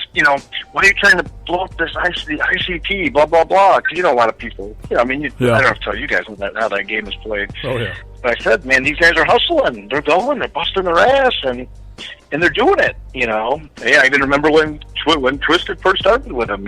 Playing. So. Absolutely. And we were around back then. We were just in St. Louis, but yeah. Right on. Yeah. So I'm gonna kind of on the same subject. I'm gonna jump ahead a little bit too, out of order. But you eventually did the Nothing Can Stop Me Now comic. Yeah. I did. I did a story in a 9 Inch Nails anthology. That's fucking awesome. Yeah, it was a lot of fun to do, man. So it's crazy because I did that right before I got officially signed on to work with Twisted for their comic. But yeah, I did a short story in this limited edition hardcover anthology called Nothing Will Stop Me Now. If you ever find one on the cheap, get it. I've seen them going for like $7,500 on Amazon and stuff like that because they're out of print now. It's funny, I was at a show and some guy tried to buy like 4 of them because I had some. I was just selling them for like $25 a pop. And I'm like. And I asked the guy, I said, I do about 30 conventions a year, and I'm pretty straight with people. And I'm like, are these all for you, man, or what's going on? He's like, I said, are these going for money? Are these going for money online? He's like, yeah. I go, how much? And he was straight with me. He told me at the time it was like $100. And I said, I appreciate you being cool about it, man. I'll sell you 2 for $25, but that's it, because I want fans to get these books. Yeah. So. That's awesome. They're hard to find out. Yeah, it was cool. And then I don't know if I'm allowed to talk about this or not, but there's another really big alternative '90s band who was like probably one of the top 2 '90s alternative bands. I did a short story for a comic, or actually an essay for a comic for them, but now we don't know if it's coming out or not. Some legal stuff came up, so we got to see. But it would have been crazy, like 9 Inch Nails, this other big grunge alternative band, and now Twisted. So things are wild. It's full circle. It's full circle, man. It's nuts. That's awesome. So I saw somewhere online that your first official, the first time you ever got printed in a comic was when you sent in a question to Rob Kirkman for The Walking Dead. Yeah, that is true. So yeah, I was the first person to ever have in the letter column the question, "Do zombies poop?" That's fucking awesome. And like now it's funny because like in the letters column he references back to that all the time. He's like, we answered this already because I get and I don't even know if Rob Kirkman knew at the time, or the editor. I think it was Cena at the time, Cena Grace, who I'm now buddies with. I don't know if he knew or not that I was actually being published by Image when I sent that in. Yeah. So, but he answered the question and stuff like that. So do they? And basically he's whether or not zombies poop, and now like. He doesn't print that anymore because he says, we answered this a long time ago. Go find it. Well, do you remember what the answer was? Oh, yeah. He basically said, well, he goes, I guess they eat so much that eventually their stomachs would blow out, or it would just kind of start running out their orifices. So they don't really poop per se, but it probably breaks down a little bit, and then eventually just blows out their guts or blows out the bottom. And he's like, ew, this is gross. He's like, there's probably something that breaks it down a little bit, but they kind of eat just to eat. So they just eat till they explode and it starts running out of them. Nice. That's hilarious. Dirk, man, answering all the pressing questions in life. I mean, that's a big question. That's a big question. I mean, people probably still wonder every day. Right, and they have to just go back and find that issue of Walking Dead, which now goes for stupid money anyway, because it was during the first appearance of the governor. So, like, all those issues it wasn't the first appearance, but it was during here. I got it right here. I'm in my office. It was. Ooh, I don't want to give any spoilers, but something really big happens in this issue. A major character died. It's in issue 46 of The Walking Dead. If you ever find a copy of Walking Dead number 46. 46. 46. Yeah, it's got a character with a katana to his throat on it. And I don't want to say anything for people that are 150 issues behind on the book, but that's the one, issue 46. Yeah, that was the only time that I've ever written to a comic, and I'm like one for one. I've written one fan letter and had one printed. Perfect. And, what are the odds of that? Right. Well, I'm 100% now. I can never write another one. Yeah. What if I don't get printed? Yeah. Can't risk it. That'll be 50%. Yeah, you can't risk that. No, sir. So you decided you wanted to get into comics. You start writing.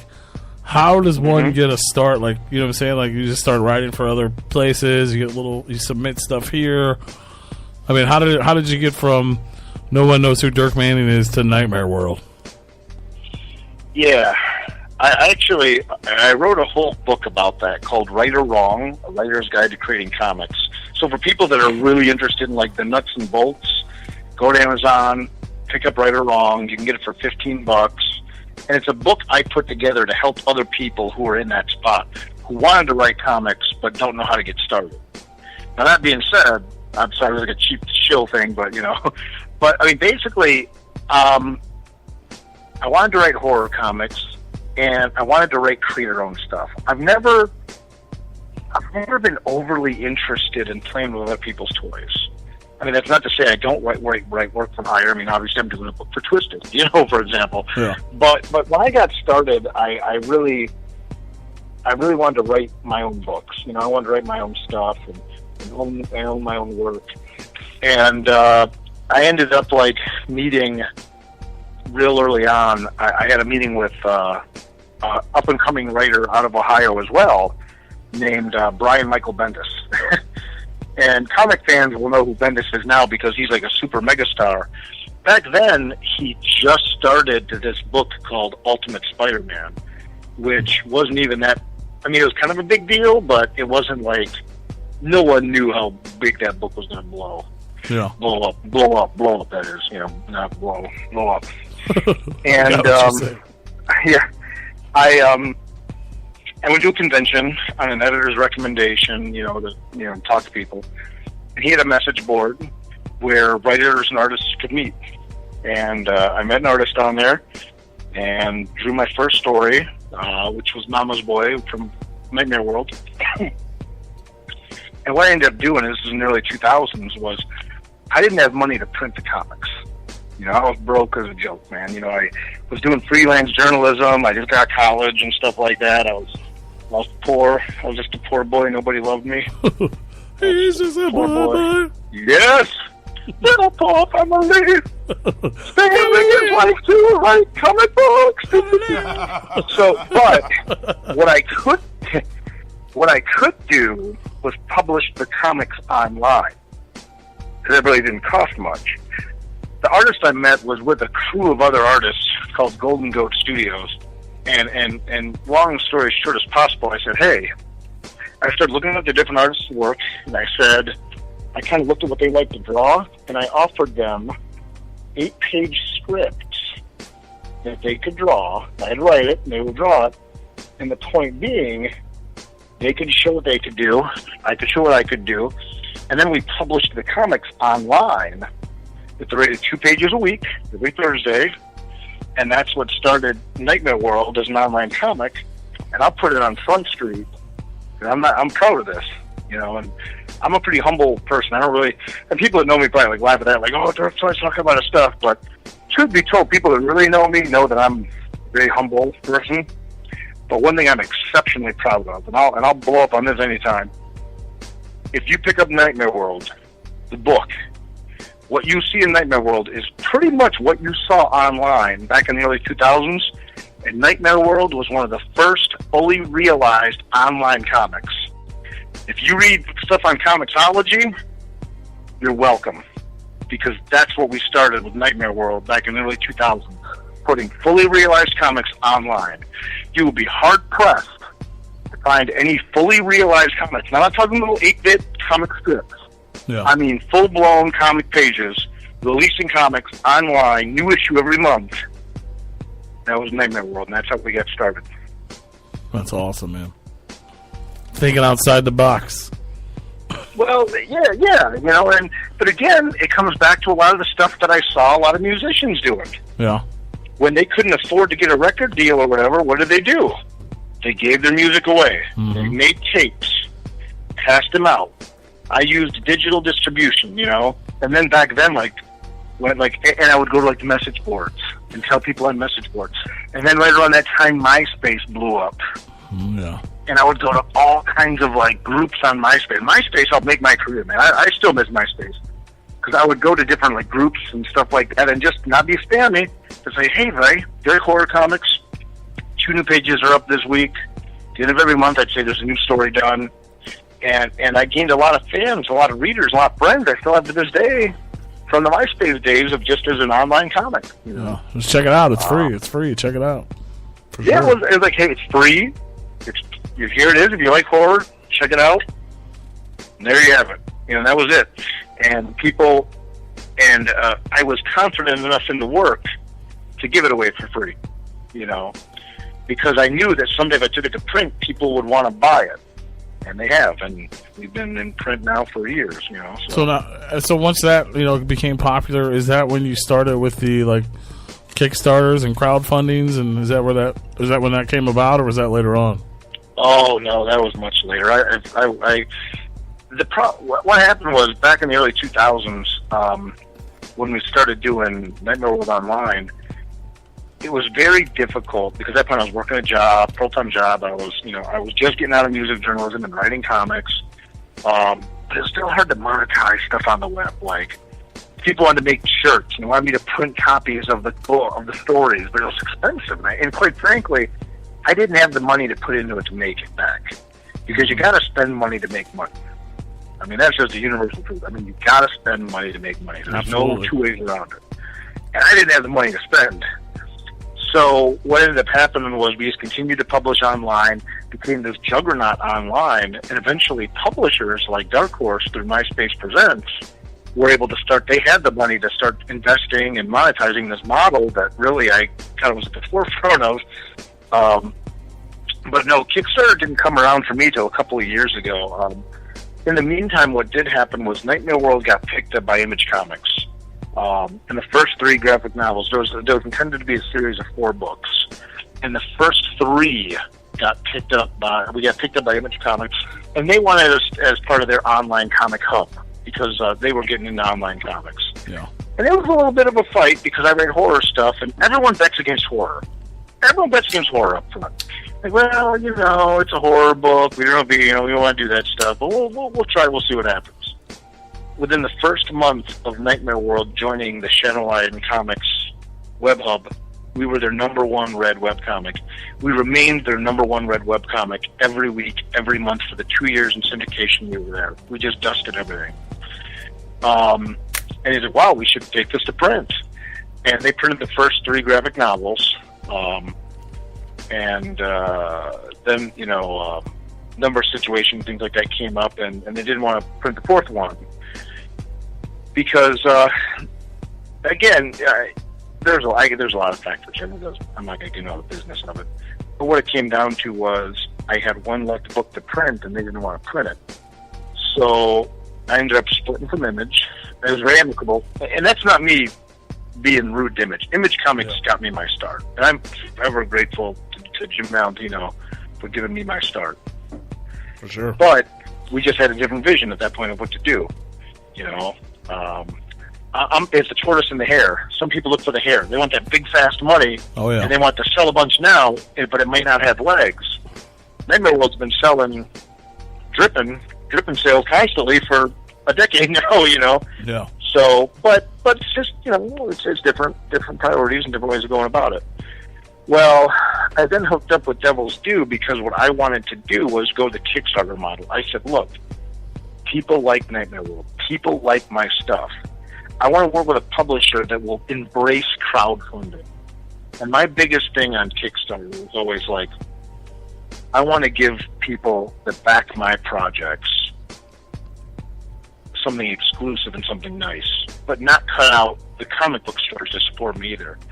So what I landed on was this, and I talked to Devil's Due Publishing about this. I saw them at a convention, and I talked to Josh Blaylock at Devil's Due about my vision. My vision was this. We take a book to Kickstarter.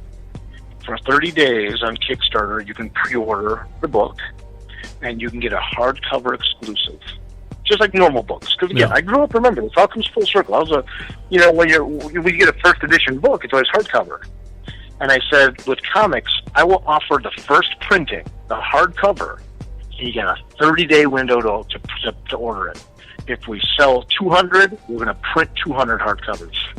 We sell 500, we're going to print 500, and that's it.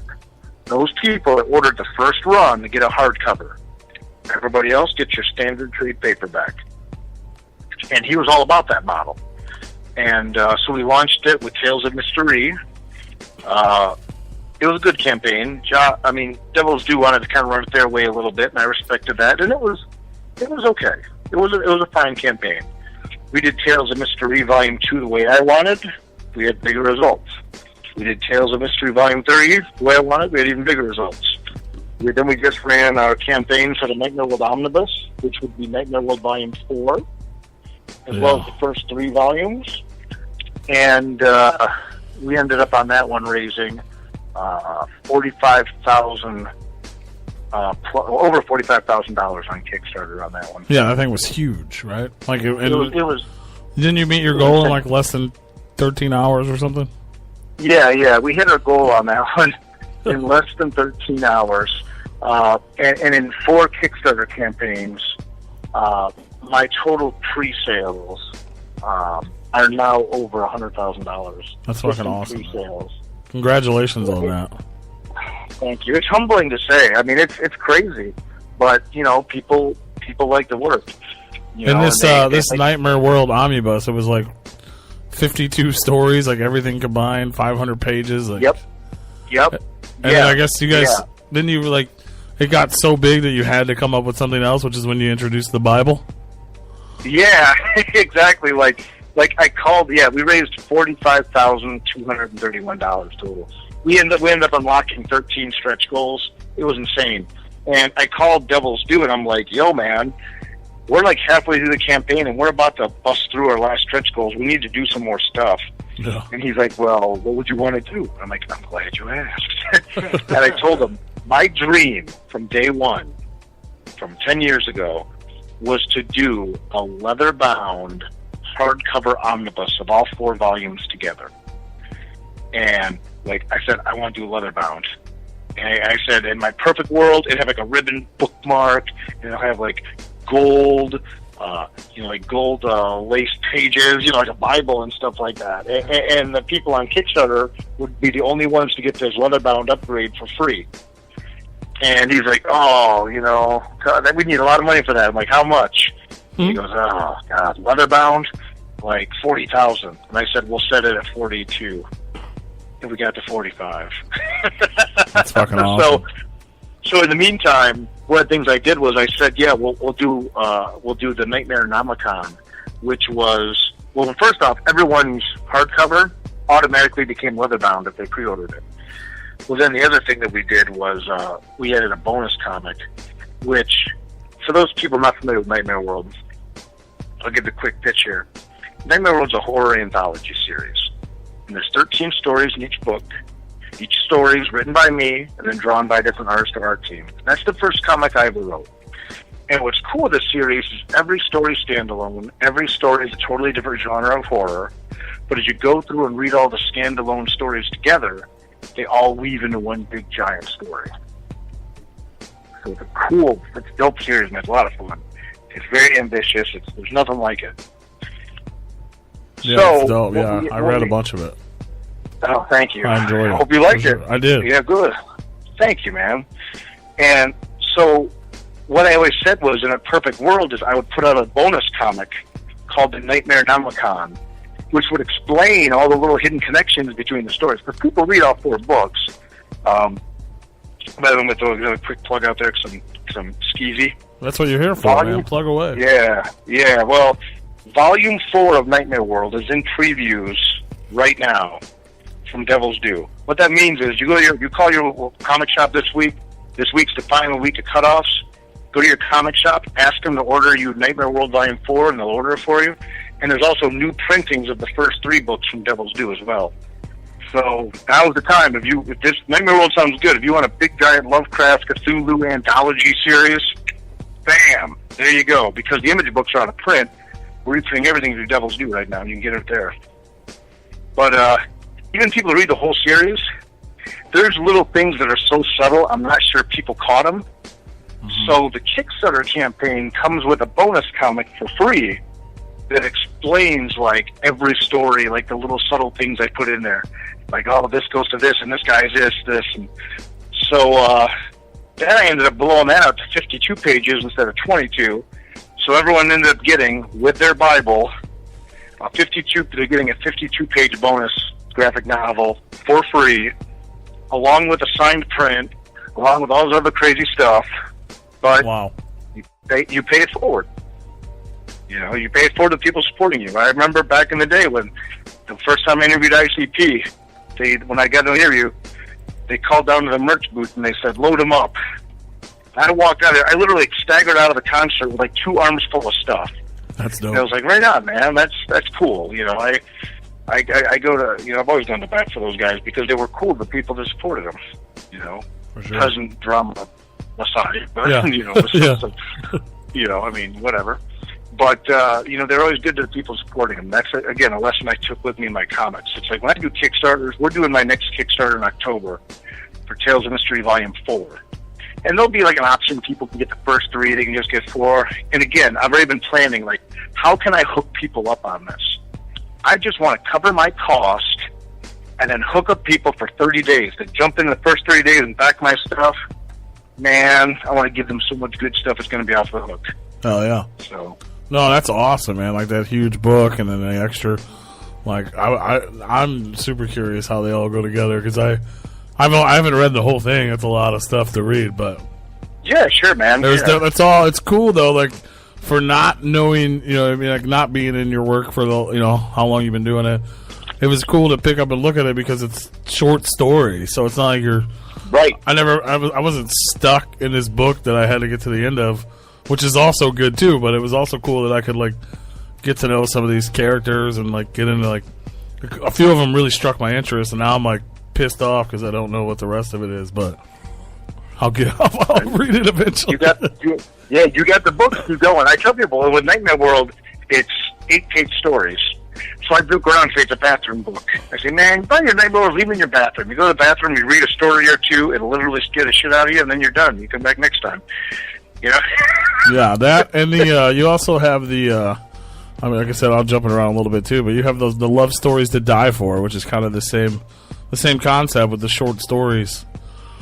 Yeah, I dig I dig the vibe of that book a lot, like those books. Thank you. Yeah, Love Stories to Die For is the first volume is 5 22-page stories, totally self-contained, but the same model as Nightmare World. Same writer, different artists on each, you know, I wrote everything. But they were stories that were too big to tell in Nightmare World. And they don't tie into that. You know, so you got like a science fiction story. Yeah. You got a pro wrestling story. You got a zombie story. You got an evil guardian angel story. You got a vampires versus Vikings story. For God's sake, The Guardian Angel one. I don't remember if it was in Love Stories to Die For or in Yeah, it was. The one It was where, Love Stories. Yeah, the one where she like gets in the bathtub at the end. Yeah, the beginning and the end of the story. That's the story out of all the stories that stood out to me the most, and I'm like, I want to know what's going on with the rest of this. Like, I want to see what happens next. Like, I dug that. Yeah, the first page of that story, Howie Noel, who does an online comic called Paranormal, he's a buddy of mine, drew that one, called An Inability to Cope. And the first page is a girl who, I mean, not to be, well, is what it is, it's horror. She slit her wrists and she's in the bathtub and she's dead. Yeah. That's how it starts. And she goes, contrary to what it looks like, this is not how my story ends. And she's bleeding out in this bathtub. And what you find out in the story is that she has a guardian angel, and she knows her guardian angel, but her guardian angel, like, becomes obsessed with her. Yeah, it's and just it's crazy. Like, how do you stop, like, it's like the ultimate stalker story. How do you stop your guardian angel? I mean, it's an angel, for God's sake. I mean, your guardian angel becomes obsessed. What do you do, you know? But that's just kind of my mind works, I guess. Yeah, that's good. I dug it a lot. I kind of had a few, like, just as a reader, like reading something like that stood out to me going through your books, and then like a few other things would like not stand out to me just based on the art. Like, how is it as a writer, like having to, you know, I mean, I guess it's up and down, but having to deal with, or maybe not deal with, but work with these artists that are going to present your story. Like, has there been situations where it was just bad, and you're like, I can't use this, or like, I mean, that's how does, you know what I mean? Like, I guess that's a big thing for anybody writing in the comic book world, but it seems like it would be a huge factor. You know, I can't say it's never happened.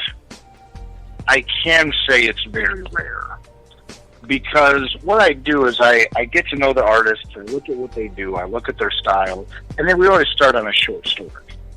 And I'll give you an example like Josh Ross. Josh Ross originally drew a couple Nightmare World stories. Hella talented artist. He has a very distinct style. But we got to know each other, we got to know each other's style, and, you know, I found the right colorist to work with him, because he doesn't color his own work, he just draws, and I found a good colorist in Austin McKinley, and they just clicked and went, man. And Austin and Josh would riff off of each other, and they went at it. So then those two became the art team that I asked to work with me on the first volume of Tales of Mystery, which was a 13 8-page stories, but I wanted to do the whole thing. And Mr. Volume 1. I don't want to cut you off, but you were talking about it earlier. But Mystery is kind of like a, almost like a spin-off, as you will, of like the kind of the same world of Nightmare World, right? Yeah. It's the continuation of Nightmare World. Like, Nightmare World is like the prequel to Tales of Mystery, or Tales of Mystery is the sequel to Nightmare World, depending on how you want to look at it. And that's like set in an apocalyptic world. Yeah, the setup on Tales of Mystery is Hell invades Earth for 3 days. Yeah. And then it just stopped, which was what happened in Nightmare World. And everyone left wants to think the world's back to normal. You know, okay, 3 days, monsters everywhere, a lot of people died, it was terrible, but, you know, we can move on with our lives. Well, Mr. Reeve's a magician who knows there's still monsters and demons left, and that 3-day invasion is really just the first wave of what's actually coming next. So Nightmare World was just the beginning of what was really going to happen, and Mr. Reeve knows that. And that's the setup on that book. God, hearing you explain this puts some of the stories together, like the old guy in the bunker. Yeah. So it all starts to come together. Yeah. And what happened is, with Tales of Mystery, I love Josh and Austin's work, and I wanted the first volume of Tales of Mystery to have a very old film noir look. That's what I wanted. You know, I don't want this to look like an old film noir. Horror comics are tricky. A lot of people try to treat horror comics like a horror movie. Movies and comics are very, very, very different things. Absolutely. And I'm going to say something that sounds really obvious and really stupid. I'm not trying to insult anybody, but it's important to consider. Movies move. Comics don't. You can't jump scare in a comic. You just can't. Yeah. Because in a movie, this is where I'm going to get deep for a second, but in a movie, you control the pace. I can hold a frame of like a closed door and real slowly open it up. Like, oh my God, what's in there? You know, a comic, you could just scan the whole page in 3 seconds. Yeah. I can't control how you read it. And the other thing in movies is, you know, people fall into the, you know, the Tom Savini, the special effects, they want the blood and the gore. Blood in most comics looks pretty stupid. It just does. And, you know, and I'm not a blood and boob guy. That's not, I'm a Twilight Zone baby, I like to say. I want something that resonates. Like you were saying, like, oh my God, that story with the guardian angel just sticks with me. Or the guy in the bunker sticks with me. Yeah. That's what's good. That's what draws me to stories. Like it sits with you. You can ask anybody that's seen the Twilight Zone, what's your favorite episode? Like, oh, it's this one, oh my God, that one fucked me up, man, it stuck with me forever. That's what you want. So, when I was starting to do Tales of Mystery, I knew it was going to be a darker horror book than Nightmare World. But I didn't want it to look like a traditional comic book, you know, blood and boobs everywhere. And some people do blood and boob books very well. Brian Pulido does Lady Death. It's blood and boobs, and it's great. Brian wrote the introduction to Volume 4 of Nightmare World. Brian is a good guy. He's like an idol of mine. I respect what he does. That's just not what I do. I wanted this quiet film noir vibe with just explosive, horrible violence when it happened, like it shocked you. So I worked with Josh and Austin on Volume 1. Volume 2 is about Mystery trying to protect 5 orphan siblings during the end of the world. I needed a different type of artist, so I went to Seth the Moose to draw that volume. And on it goes. But you gotta cater the story to the artist. And that's the key. And if you do that, you don't get too many duds. If you know what you're doing, you take your time, you find the right artists, you work with them. And now it's like to the point with Seth, I hardly change anything. It got to the point with Josh, I hardly change anything. Like once in a while, I'm like, fix this thing or fix this. Like all of Tales of Mystery Volume 2 is a 4-issue book. I like to joke around that I only asked Seth to change 1.5 panels in the whole book. Not pages, panels. We changed one panel and we straightened up another one. That was it. Wow. Because you get to the point where it's like music. You just know each other, guys, you know each other, we know what we want, and I let them do their part, and I do my part. But once in a while, you know, you think someone's capable of something, and it doesn't work out, but I'm pretty good about catching that stuff these days. Sure. And I'm fortunate. I got such a talented crew. Like Mariana and Alessandro, who are drawing the Twisted comic, amazing. I mean, they're doing Mary's doing a 5-page Tales of Mystery story that if we unlock enough stretch goals on the Tales of Mystery Volume 4 campaign in October, we'll print this bonus story. Awesome. And the first time I've ever done this ever. I trust her so much. I just wrote this 5-page story, and there's some panels. I said, "You do what you want. You do what you want in this page. Here's the dialogue. You draw it how you want it." And she just rocked it. Dope. Yeah, it just seems like as an outsider looking in, I feel like that would be like it could be a potential for like a huge thing, because you know, when you look at art and you think of people's, you know, your art is your writing, their art is their drawing, but when you look at your pages, you see something different all the time. You know what I mean? It's like, it just seems like, it's good that you have a great team that you trust. So something I was thinking of just in comics in general. Like, I don't know if I could write something and just trust someone to see my vision like that. So. Well, the thing is, artists aren't robots. Mary, Seth, Josh, any of these artists I work with, Howie, Dan, whoever, they were not put on this earth to be my little art monkey. Oh, yeah. They're artists, too. They have a vision. They want to get paid a lot of money to follow their art, like I want to get paid a lot of money to follow my writing. Mm-hmm. As such, it's my job to help them look good, and we help each other look good. They stay happy. I stay happy. We work together because we all want to make ourselves look good. Just like music, just like anything. We make each other look good. We tell the best story we can, and then we move on to the next one. Absolutely. That's awesome, though. Thank you. So let me see here. There's just a couple more things I want to touch on. I definitely want to talk about the Twisted comment.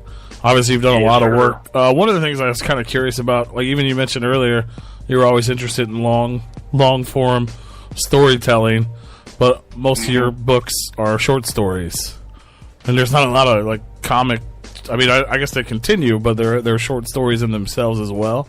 Like, how did you get into? Yeah. How did you decide to do short story writing instead of like, full blown books or? Yeah, I try to do what best serves the story. Like, if you notice, a lot of the writers I talked about I liked when I was younger, like Edgar Allan Poe and Stephen King, did a lot of short story stuff, and Harlan Ellison, H.P. Lovecraft, Ray Bradbury. They were mainly short story guys. And it's a lot harder to write a short story that's good than a full-length story. Absolutely, yeah. That's good. So part of that challenge, and I wanted to bring some respect back to that. But, like, in Nightmare World, I wanted to follow that. I wanted to show people, look, you can do a good 8-page comic story and just rock them. Bam, rock them. Bam, rock them. Bam, rock them. Like songs. With Tales of Mystery, the first volume's all short stories. The second volume is one big 4-issue story. The third volume is 5 22-page stories. Volume 4, which we're going to kickstart in October to give people a chance to get the hardcover and all the bonus stuff, is one big 120-plus page story. So, to me, it's all about what suits the story best. What's the best way to tell it? My rule is don't waste readers' time. Start as late in the action as possible and get out as early as possible. Just get all steak, no sizzle. Oh, yeah. Tales of Mystery is going to be ongoing for a bit. Because, again, I like that long story. But even with Nightmare World tying into Tales of Mystery, I mean, even if Mystery ends at Volume 4, if I kill everybody by the end of the book, which is always possible, you'll still basically have an 8-volume series of a story. That's respectable for someone that does create-their-own books. I've never written for Marvel. I've never written for DC. I mean, they'll just create their own stuff. That's real. Awesome. Yeah, for sure. That's incredible. That's a huge feat for anybody. And yeah, well, it's a lot of hustle, it's a lot of sacrifice, but people reading the work and enjoying it and supporting it and making it possible makes it people for us to do more. So absolutely. I encourage everybody, follow me on your social media of choice. Follow me on Twitter. Follow me on Instagram. On Facebook, you can follow me. Just add Dirk Manning and kind of see what we do. Follow me on Kickstarter if you do Kickstarter stuff, and just I have a mailing list through DirkManning.com, my website. Sign up on the mailing list. I send a newsletter out once a month. Stay in touch, see what's going on. If you like what you like, then spread the word and support it as you see fit. And I always support people to support me. Absolutely. And then another thing, you were talking about the Right or Wrong book. I guess that started out as a column, and then you turned it into a book to help writers, and now you guys are doing it on panels at cons to help people. And yeah, it did. It's paying it forward. Yeah, Right or Wrong started at Newsarama back in the day as an online column. I used to do it weekly, then I did it monthly. Eventually, I took all those columns, put it into a book. Hopefully, in 2018, 2019, I'm going to do the next volume of Right or Wrong. But again, it's my pay-it-forward book. Because people come to my table or they come to a panel I see. Every show I go to, I offer to do a panel for free to help other writers learn how to make comics, help other creators make comics. I'm very fortunate to do this, man. I'm staying in this office right now, looking around, comics I've written, published by people that publish other books I like, and it's an honor to be able to do this. And I remain hungry. And I remember going to shows back in the day to talk to people like, how do you do it? How do you meet artists? How do you work with these people? How do you get in? And at my desk where I write, I got a drawer right here. And in the drawer, I have my notes from the first columns the first panels I went to.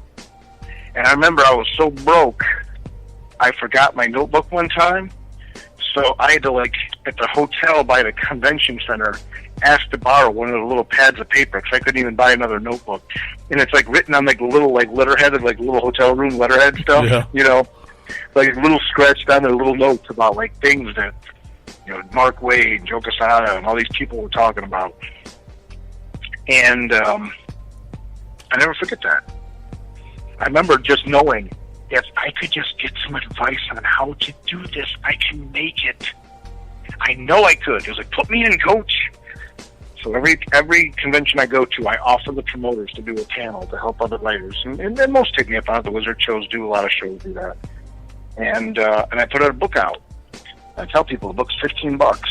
I didn't spend almost a year putting the book together to bilk you for $15. I did it to help people. Yeah. If you want to invest in your career, and I've been broke, I get it. When the time comes, spend $15, read this book. It's my book to help you get there. And I got a shelf in my office right now. And I tear up looking at this. Oof, I still do to this day. Comics that people have made because they read right or wrong. Wow, that's awesome, man. Yeah, man. It what an honor. What an honor to help people, you know, so yeah, and that book's actually, you can still get that on Amazon. We sold it to the comic shops. It's sold out to the comic shops. I might do a new printing at some point here, update it a little bit, and then do a second volume. But people can go to Amazon. And I have an Amazon page, too. Like, if people don't have comic book shops near them, go to Amazon. Some of the Nightmare World books are in print, but all the mysteries are on there. Right or Wrong is on there. And you can get my books on Amazon as well. You can get all my books on Comixology. But, yeah, check them out. And then the next book coming out is Twisted, obviously. Yeah. Twisted. I guess people probably want to know about that, I suppose. They've been listening to me ramble and waiting for the news on Twisted the whole time. We want to know about you, you know what I'm saying? We want to learn about Dirk. Yeah. We're excited for the book, but I want to learn more about you. But yeah. So, I mean, yeah, with that coming up, I mean, how did that, how did you link up with M&E and George and Twisted? Like, how did that all come about? My, Right or Wrong was published by Caliber Comics. Caliber was run by Gary Reed, and Gary's a guy I knew for a long time. I got to know real well for a while. Good guy, mentor to a lot of people. Totally straight up dude. And I talked about him in past tense because we lost Gary last year. He passed away over a year ago. Now I think I would know. Oh no! Yeah, about it. Yeah, gosh. Yeah, last year, pretty suddenly, right before Neo Comic Con, I saw him at a con. We were talking. I said, "Hey, I'm going to get in touch with you in a couple of weeks on this next book," and it never happened. You know, he got a call. He was gone. Well, Gary knew my writing. He actually wrote the introduction to Nightmare World Volume 3. He actually said nice things about me, which probably hurt him a little bit, but he had to be honest, so. Yeah. But he knew I did music journalism, he knew I did horror stuff, and he knew I could write stuff that was funny as well. So some of the stuff in Nightmare World, even mystery, is funny. You know? Yeah. I mean, it's horror, but there's all kinds of different stuff in there.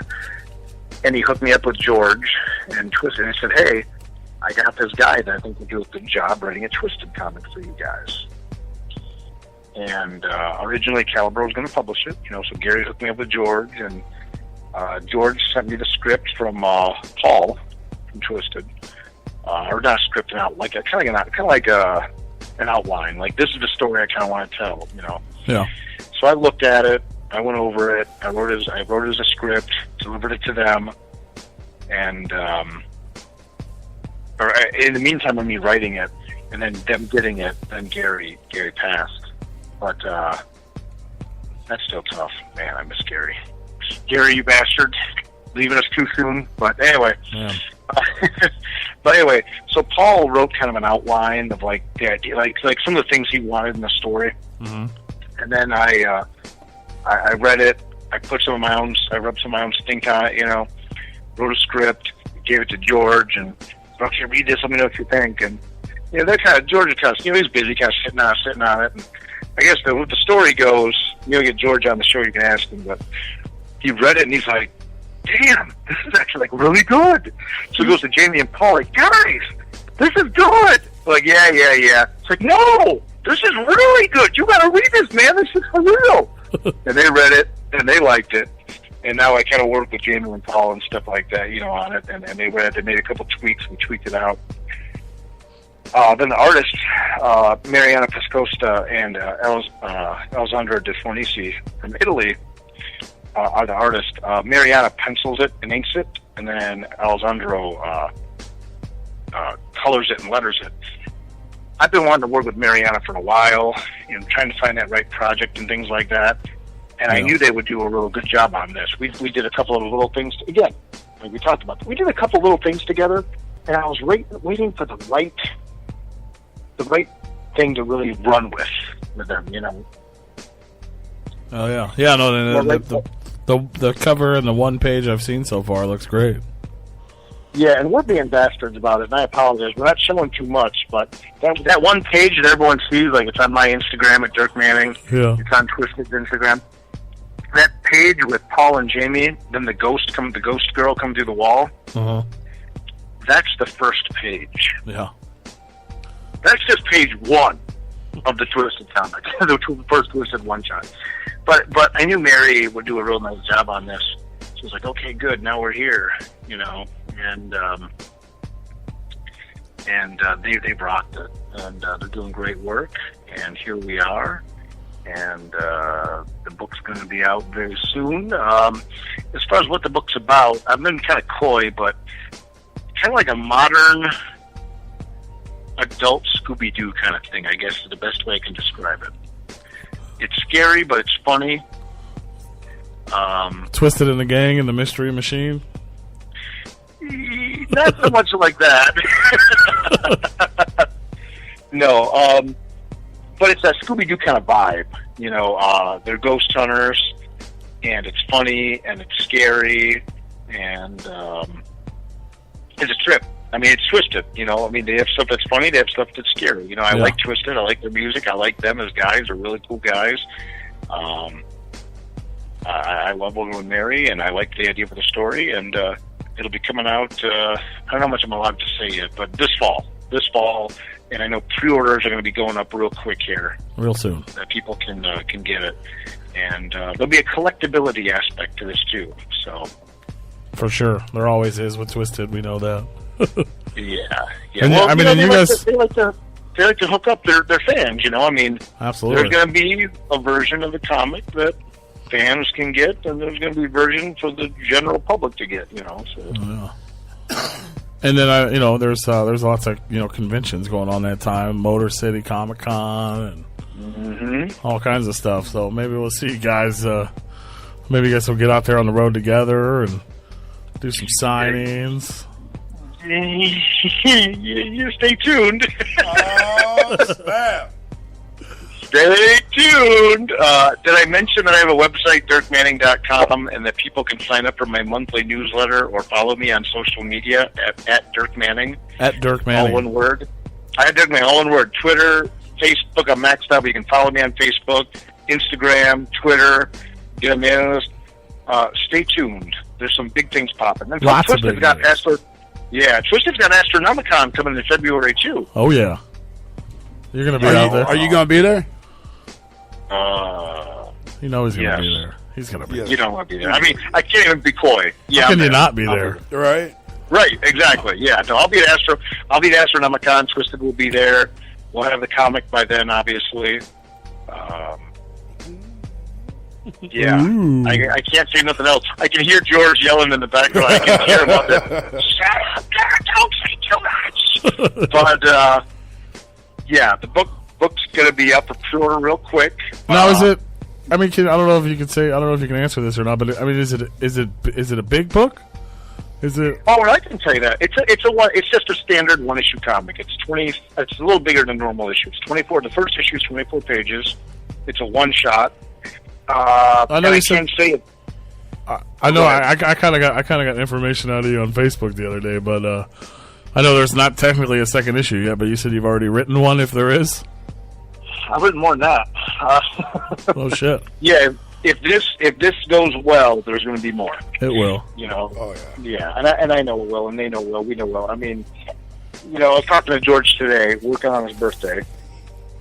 Happy birthday again, George. And what a bum. Yeah, right. The Twisted fans, the fans going to back the hell out of this book. My readers are going to check it out. Casual comic readers are going to check it because, and I'm not saying this because I wrote it, but it just works, man. Jamie and Paul, they got this personality that just, for me as a writer, to get to kind of write about the guys in Twisted as comic characters, and they have some insight on how to run it. And when you see Mariana's art, And then the story, these guys are, hunting ghosts and all this stuff's going on and shenanigans, and it's going to be a riot. So we're doing the first issue is a one-shot from Source Point Press out of Michigan. That's the other thing that's real important to me. We're keeping it local. We're keeping it in the mitten. Source Point Press is this great publisher out of Michigan. So we're supporting local. They're a great publisher. I've wanted to work with them on something forever. I hate the way it happened, losing Gary, but Gary and I both did a lot to help Source Point get rolling. So this is the right way to go. But yeah, it's going to be a one shot. It's going to come out in the fall. People will have it in their hands in the fall if they pre-order it, or maybe see us at a convention or something. Oops. And relax, George. If you're out there, I didn't say nothing. For the record, I didn't give nothing away. Just stay tuned. But there is a big comic convention in Detroit, Motor City Con, for anybody out there. Yeah, well, to be fair, that one's in the spring though too. But we'll. So I can't put Motor City on blast because they didn't even start booking their stuff till later in the year. There's all kinds of big stuff going on. But we got there's stuff popping. That's all I'm going to say. And you're going to be out about the circuit anyway, right? You just did not Comic Con. Not at Comic Con, yeah. I wasn't in San Diego this year. It is June Columbus. I do about 30, 35 conventions a year or signing appearances. But you're going to be at Emerald City soon, and then in Chicago, Motor City, bunch of Wizard World stuff. People can go to dirkmanning.com, see my list. I got to update it. I'll be in Michigan this weekend in Wyandotte at the Michigan Comic Expo. It's a comic book show during the day and a wrestling show that night. Attack at the Yak. Oh boy. Week after that, I'm in Columbus, Ohio for Wizard World. Then I'm off the road for about 3 weeks because I got some things to work on. And, got to work on Tales Mystery Volume 4 as well. Maybe get a couple other things twisted. We'll see. And then I'll be at Wizard World Chicago. And then after that, it's the fall. Things go nuts. I got shows all over the place. So I'll be announcing my fall tour.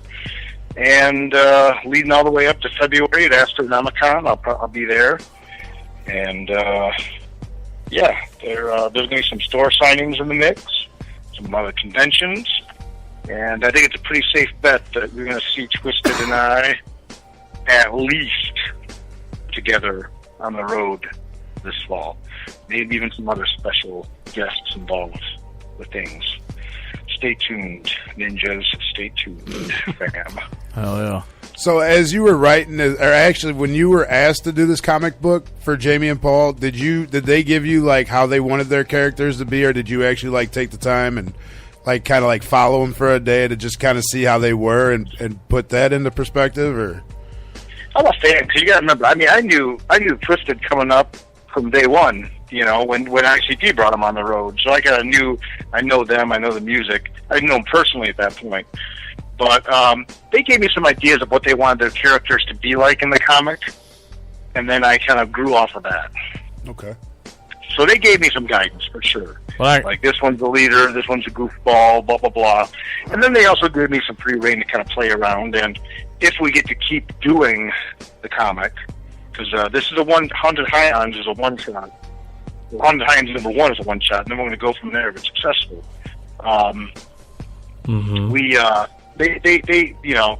We got some things in mind of what to do next, and they're letting me have fun, but also stay true to their brand and who they are. We're reading a comic book about Twisted. It needs to be about Twisted, not Dirk Manning's version, the version, but also have some fun within the confines of the story too. For sure. A ghost comes floating through the wall. What are they going to do? We have some fun with it. I'm like, oh shit. Yeah. But I know one thing that they had talked about in the past about this comic, which I think is cool, and hopefully they're still doing it. It's bringing back old school comics, little funny ads inside the book, and special coupons where you can mail in to get your old school mail order, comic book stuff. They said they were going to try to imply that into this book, to where there's cool things like that, which is awesome for just that old school vibe.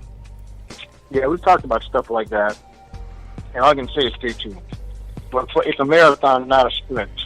But especially Jamie and I get together, and we'll talk for 20 minutes, and just geeking the fuck out. I'm just geeking out. Oh, I bet, all the yeah. things we can do. I mean, I'm a fan of the mediums. Like I said, I love comics next. I grew up reading them because I love what you can do with them. And we've talked about all kinds of crazy stuff we want to do. And Paul's down too, you know. So I mean, it's just a matter of people supporting the book, spreading the love on it, letting people know it's out there, and then we'll kind of go from there, and we'll see how much trouble we can get into with this. But it's going to be fun, I promise you that. Absolutely, yeah. And it's a lot of the Juggalos that aren't in a comic, probably their only thing is like the old school ICP Chaos comic series, which Twisted was a part of. Right. And I remember that, and I liked that for what it was. But this is a different vibe too. Yeah, I mean, I can tell by one page that it's different. You know what I'm saying? Like, yeah. So and that's a fair thing, and that's something we had to be conscious of too, because the Juggalos and stuff, you know, fans. The last comic they remember, like you said, is the ICP Chaos Comics, when every issue had a CD single in it, and there was a lot of blood and guts. And I actually have the original ICP comic they self-published. The ups and downs of the Wicked Clowns. You got it. Yeah. Yeah, they drew themselves and stuff, you know. So I mean, I'm old school, man. Oh yeah. You know, but the Chaos, this is not the Chaos Comics thing. No. This is a whole different animal. And fans of my work will recognize that I wrote this. Fans of Twisted will recognize it as a Twisted book. Fans of fans that want something fresh, something that's scary, something that's funny, are going to enjoy the hell out of Twisted Haunted Irons from Source Point. That's it. We're looking to make an accessible book that the ninjas, the Juggalos can all get into, my fans can get into, people who love comics can get into. People that want gorgeous art, just Mariana's art. Oh my God. It's ridiculous. Ridiculous. I saw she posted a picture of Twisted and Jay and Silent Bob, which would be an awesome collabo. Oh, I know, right? And that's one of those things too. She just did that goofing around. Yeah. She's like, I was in the mode to draw this, and it's gorgeous. And yeah, that's the stuff you see. Like I said, we've been playing our cards tight to our chest on this, and appreciate everyone being cool about it, because I hate watching a preview for a movie and knowing the movie. Yeah. We want people to be surprised when they read this. We gave everybody the first page. Here you go. This is now you know what you need to know. You know, Jamie. Yeah, well, I think we screwed up, homie. And then they go and says, "Yeah, you think?" Boom. We're off to the races, man. That tells you everything you need to know where this book is going. Oh yeah. Well, I'm excited. Yeah, thank you. I'm personally excited. I feel like you and Twisted maybe resurrecting my my inner comic book geek. I haven't really looked at a comic book since Superman died.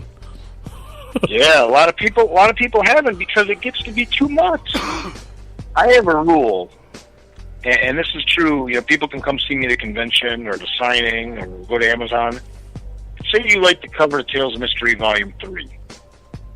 You can start with Volume 3. It's fine. I have this rule. Anybody can pick up anything I've written at any time, at any point, and read it. Because that's what you should be able to do. Because that comes back to my love of literature and books. I don't have to read every Stephen King book in order. I just read a Stephen King book. I like the cover on this one. I like the title, whatever. And that's one thing I want to do with Twisted. It doesn't matter if you don't know jack shit about Twisted. You can pick it up and read it. If you know Twisted, you will read it and you'll get some of the in-jokes and stuff even more. You know, but that's what we want to do. We want to be able to offer people something cool to read, something they can read, enjoy, pass around to their friends, enjoy, and like it, and then hopefully do this for a long time, man. Oh, yeah. Mariana wants to do more. I want to do more. Twisted wants to do more. Now it's just a matter of people getting out there and support. Source Point Press wants to do more. People get out there, support it. We're going to blow it up, offer the best thing we can do, and if people are down, we're going to roll with it, man. We got more in the chamber. We just gotta get this out the door and see how people respond. If they respond like we think they will, we're gonna have a good run. Oh yeah, absolutely, man. We definitely look forward to it. I wanted to ask you about one more comic that you did. I haven't gotten a chance to see, but you did a comic for in the Legend of Oz. Yeah, for Big Dog Inc. Everything Oz is incredible to me. So I didn't get a chance to pick it up. I just read about it, like learning about you. But like, how did that come about? Like, that's exciting to me. Yeah, Big Dog Inc. There was a comic series called The Legend of Oz: The Wicked West, and it's The Wizard of Oz retold as if it took place in the Wild West. And it's a trip, man. And they first told me about the series. I was kind of like Baker's chocolate. Like, ugh, really? And I started thinking about it, and I'm like, that's brilliant. Like the Tin Man is like a sheriff, you know, and it kind of goes in there. And Dorothy is a cowgirl. Makes sense. And we were at I was at a show with Big Dog Inc., and they just saw my table blowing up, man. I'm moving books left and right. People are coming by and like all excited and stuff. Like, who the hell is this Dirk Manning guy? Which is usually the number one response. I'm a very much, and I mean this in the musical sense, an underground guy. No one knows about me until they know about me. Then once they know about me, they can't figure out how they never knew about me. Yeah, I can see that. That's me, you know. They're like, holy shit, this guy got, what, 10 books out? How are we going to grow? I couldn't have heard of this guy, you know. You weren't listening. You were hung up on Spider-Man and Superman. And that's cool. I'm not hating on that. But I don't do Spider-Man and Superman. I do horror books, and I do good ones. So, Big Dog Inc. sees me there, and they say, yeah, you know, we're looking at bringing in some other writers to freshen things up a little bit and stuff like that. And we had this sit-down meeting. And, you know, if you could do a character from Wizard of Oz, what character would you want to do? Well, being a horror guy, obviously there's only one choice for me. I said, I want to do the Flying Monkeys. Oh, yeah. I want to do the origin of the Flying Monkeys. Because I'd read the books at that point, and I had some ideas of what to do. Because in the comic, they're flying gorillas. They're huge. Oh. Yeah, it's beast mode.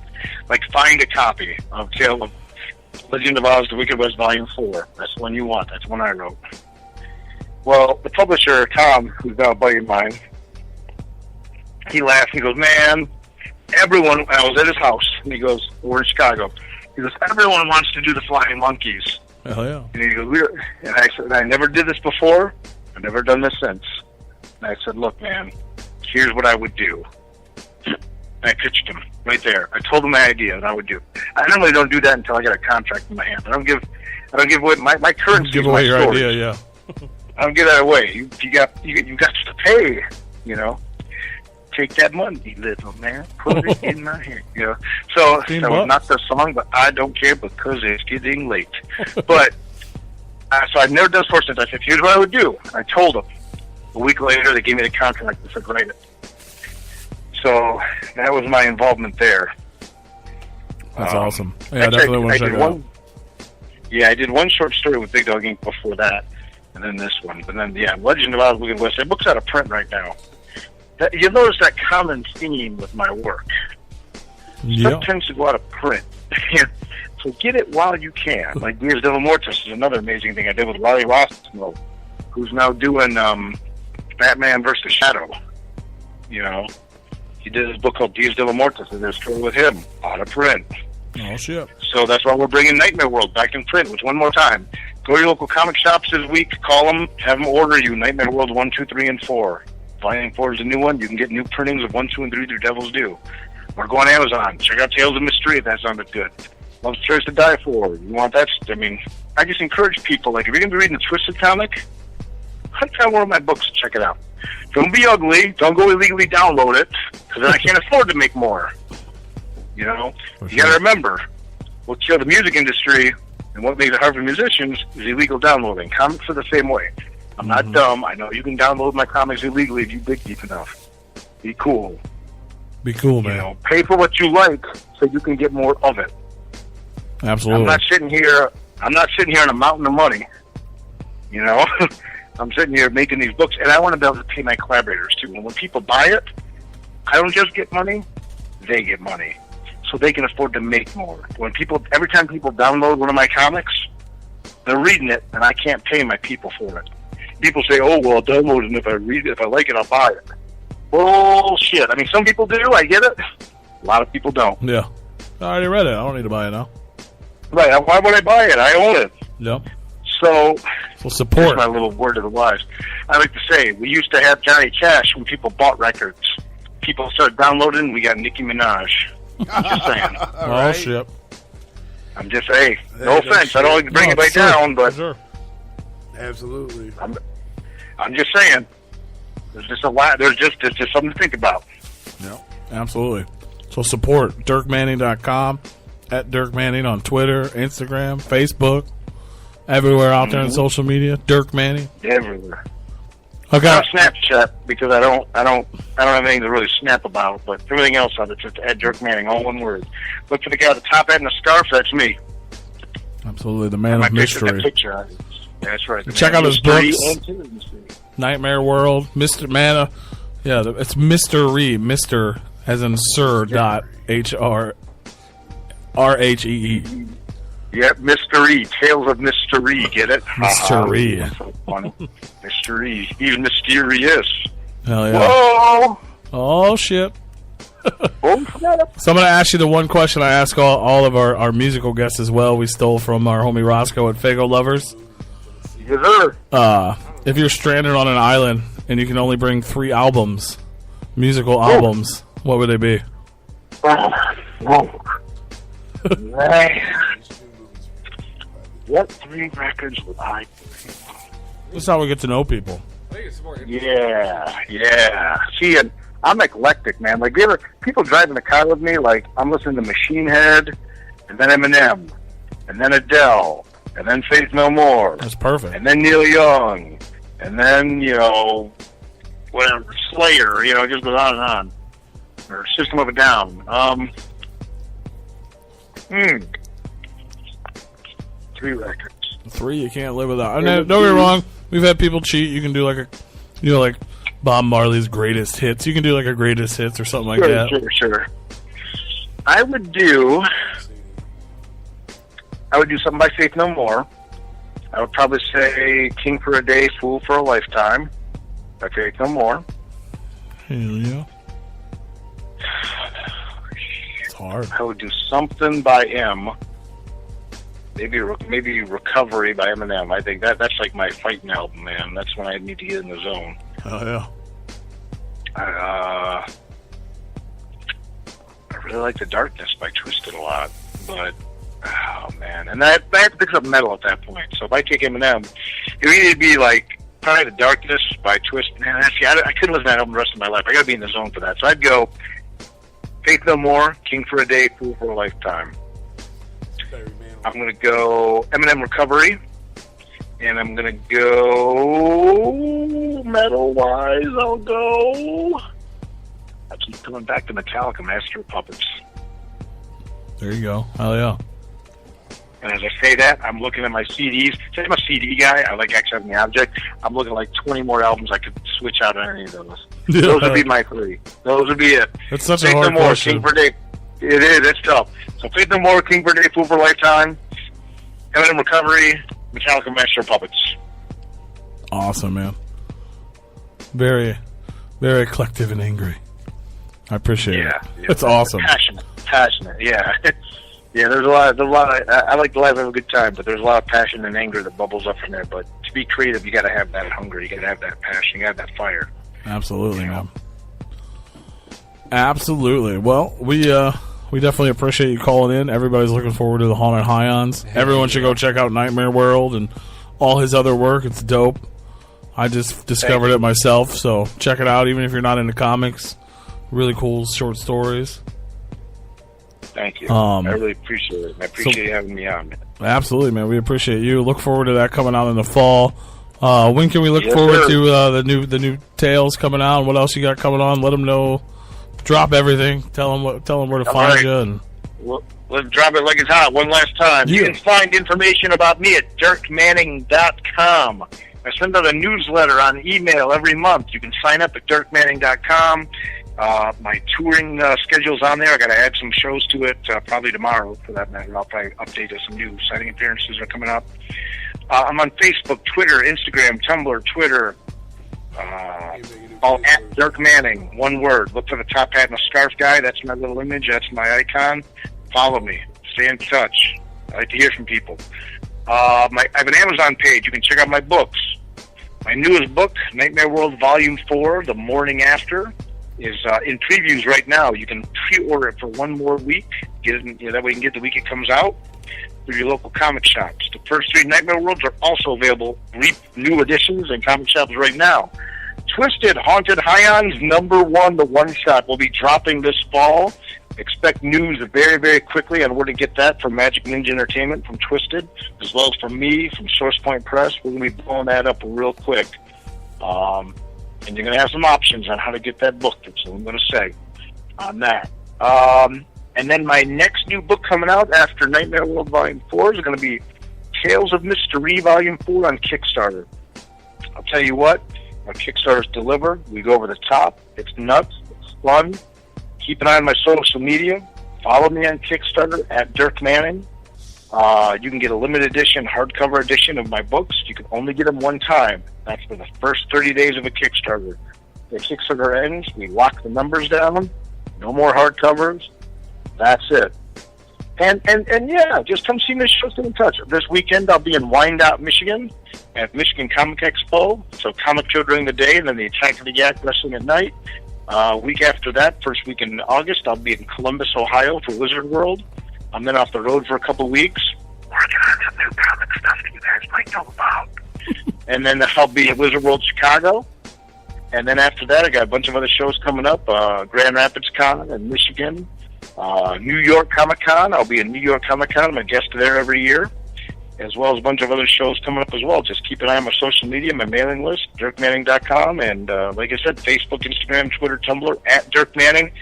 Follow me. Let's stay in touch and talk. And Twisted Haunted Irons #1, Source Point Press coming out this fall. Be ready. Whoop, whoop. Yeah. Yeah. Hell yeah, man. Yeah. We appreciate you. We'll see you out there. If we don't see you before, we'll see you at Astronomicon. We're excited for the I will book. be at Astronomicon. You guys are coming out to Astronomicon? Absolutely. Yep. Oh man, we're gonna rock it out there, man. It's gonna be a great time. Hell yeah. Great show, and there'll be some surprises there too, I think. So I know there'll be some surprises. Oh, yeah, Stay for tuned. sure. I look forward to seeing you guys then, if not sooner. Thank you for having me on, and let's talk again when the book drops in the fall, man. Yeah, for sure. For sure. Definitely. Absolutely, man. All right. You're always welcome Thank to your you, family guys. now. Oh, much Thanks fan for love, popping our man. Much cherry. love. All right, Hey, brother. thank you for letting me the one to pop it, guys. So thank you, and much love, everybody. Family love. We'll talk to you soon. All right, man. Thanks, All bro. Yes, sir. Bye-bye. Yep. Dirk Manning, everybody. Yeah. Yeah. Yeah. Yeah. Yeah. Filling the That dome was with the Dirk dropping the dirty. Oh, snap. It's been a ride. My bad. I guess we're going into a mix. Let's go do a mix. I was going to play some of that Eminem that he Fucking likes do so it. much, so Fucking do it. fucking do it, huh? A little recovery. So in case you guys didn't figure it out, we got a little exclusive. It's been a ride. Yeah. I guess I had to go to that place to get to this one. Now some of you might still be in that place. If you're trying to get out, just follow me. I'll get you there. You can try and read my lyrics off of this paper before I lay 'em, but you won't take the sting out these words before I say 'em. Cause ain't no way I'm gonna let you stop me from causing mayhem. When I say I'm gonna do something, I do it. I don't give a damn what you think. I'm doing this for me. So fuck the world, feed it beans. It's gassed up. If things are stopping me, I'ma be what I set out to be. Without a doubt, undoubtedly. And all those who look down on me, I'm tearing down your balcony. No ifs, ands, or buts. Don't try to ask him why or how can he. From Infinite down to the last relapse album, he's still shitting. Whether he's on salary, paid hourly, until he bows out or he shit just piles out of him. Whichever comes first, for better or worse. He's married to the game, like a fuck you for Christmas. His gift is a curse. Forget the earth, he's got the urge to pull his dick from the dirt and fuck the whole universe. I'm not afraid to take a stand, take a stand. Everybody, come take my hand, come take my hand. We'll walk this road together through the storm, whatever weather, cold or warm. Just letting you know that you're not alone. Holla if you feel like you've been doing the same and shit and cut the crap. I shouldn't have to rhyme these words in the rhythm for you to know it's a rap. You said you was king, you lied through your teeth. For that, fuck your feelings. Instead of getting crowned, you're getting capped. And to the fans, I never let you down again, I'm back. I promise to never go back on that promise. In fact, let's be honest, at last we laughed. CD was aired, perhaps I ran them accents into the ground. Relax, I ain't going back to that now. All I'm trying to say is get back to black cloud. Cause I ain't playing around. It's a game called Circle and I don't know how. I'm way too up to back down. But I think I'm still trying to figure this crap out. Thought I had it mapped out, but I guess I didn't. This fucking black cloud still follows me around, but it's time to exercise these demons, these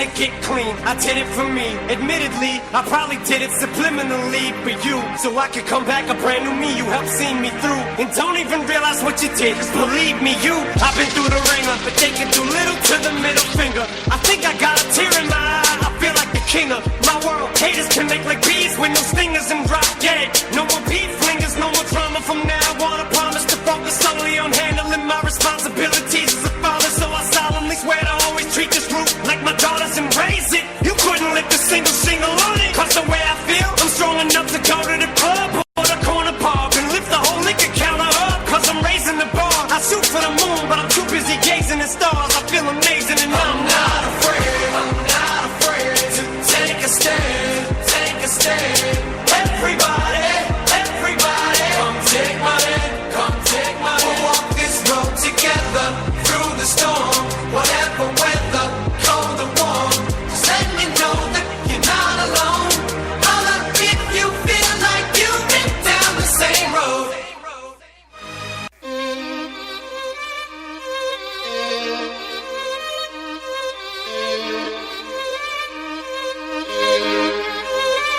All I ever wanted was a family, not all this calamity, insanity. Shutting off my phone because I'm panicking. Everything is breaking, I can handle it. Nobody ever thinks to check on me and what the damage is. I could be the one to shoulder all the blame. They all end up hating me, it's all the same. But I swear to God on my father's name, you'll never break my motherfucking heart again. Last album I told you I would slaughter all of them. Next album I'll tell you how the fucking slaughter went. Until then it's safe to say that I'm in dire straits. That's why I'm saying how whenever I'm awake. Hey, I've been thinking about you lately, knowing that you hate me. But baby, I'll admit my mind goes crazy when I see you with that other ninja. He ain't got the gravy, he ain't really wavy, baby. He just perpetrating. And what's up with all them photos y'all be taking? Think I ain't stalking your pages? Looking through the locations, I wish I had them tied up inside my basement, scared and shaking. Cause if you don't love me like I love you, and you don't need me anymore, I'ma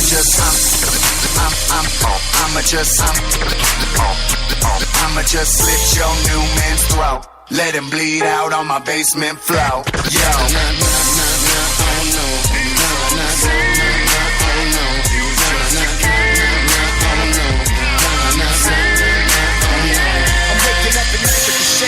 I'm dying awake, I'm watching you with him and it's like knives in my back, baby. I know how to act crazy, I'm trying to stay calm. Found his address, I'ma go there and wait for him. I don't know his name, but I developed a hate for him. Best thing anyone could do is probably pray for him. You were like a manifestation of some kind of great poem.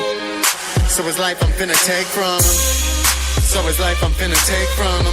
You were everything I wanted in a great woman. I could walk up in his face and tell him say something, and that pussy wouldn't say nothing. Take him to the basement so he can't escape from me. Break his legs with a hammer so he ain't running. Slit his throat and leak the blood all over the place, honey. Shouldn't be laughing cause it ain't funny that you don't love me like I love you, and you don't need me anymore. Then I'ma just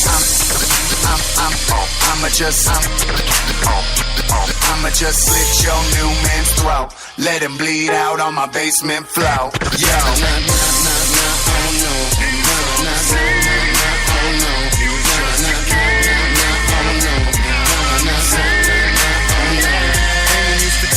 So sweet. Now you wanna go and call the police. Stay 100 feet away from the house, cause you don't feel safe with me around. You know that I only wanna be good. You know I would kill him just to keep you. I would slit his throat in a crime of passion if it meant another chance that I could have you. Said you don't like it when I talk like this, and have I been taking all of my meds? Every night I lie awake in my bed, thinking I'll be happy when that guy's dead. Told him try something, he ain't try shit. He just folded up like a little bitch. He don't want no part of this realness. I just want him dead, but the real is you don't love me like I love you, and you don't need me anymore. Then I'ma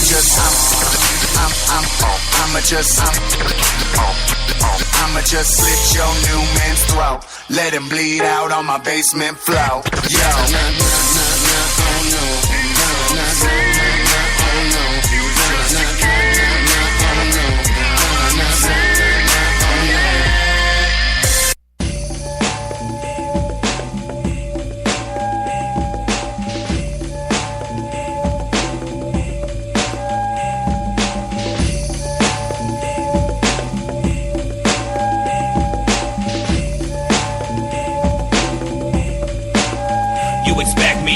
Young and dumb, cause of my appearance. I'm walking with the dead and talking to the spirits. Open as the ear when the nigga broadcasts. Hidden between the channels, the remote pass. You don't have to ask, I understand you're scared. Sitting at the table, you so eagerly prepared. Are you ready? Here's the world in a nutshell. Evil is everywhere, everybody got a place in hell. And heaven's gates are tall and strong, and the Father is forgiven for however you're wrong. If you think life is a game of chance, be prepared to throw down when it's time to dance. If you're young, enjoy cause your youth is gold, and never waste time. Every single day you grow old. Written is a page in the book for you, in hard times and bad luck to see what you would do. Now we look to the sky for the light and truth. I'll see you again in the morning. Now we look to the sky for the light and truth. I'll see you again in the morning. You're a machine. That's not really what I mean. What I mean is if you're programmed tight, you might not malfunction. Taught to be militant, given education, so never be an idiot. And if you never wanna be a nothing forever, you better stop all that talking, get your shit together. You gotta think and take into consideration all the people, all the problems that they facing. You don't understand what your own life about, so how the fuck you supposed to help another motherfucker out? You got bills piling up a mile high, got a card in the mail, said some family died, now you're stressed. Pressure is a bitch, you can go out like a sucker, stay and be victorious. Written is a page in the book for you, in hard times and bad luck to see what you would do. Now we look to the sky for the light and truth. I'll see you again in the morning. Now we look to the sky for the light and truth. I'll see you again in the morning. There's a way to escape, but I remind you that when you come back, it's still gonna be the same way. It's up to you. Now what you gonna do? You can cry to the world and tell them you played the fool, but nobody cares. We all got problems of our own, man. It gets so crazy that it's hard to hold it down. And some of us break and fall apart. Some of us just pause and we need to restart thinking. Process of a man to evolve and create and conquer what he can. Living in a world where the elevated live well. The population double daily in hell, and having all that gotta weigh the soul. Gotta have a motherfucker wanna lose control. Written in a book is a page for you, in hard times and bad luck to see what you would do.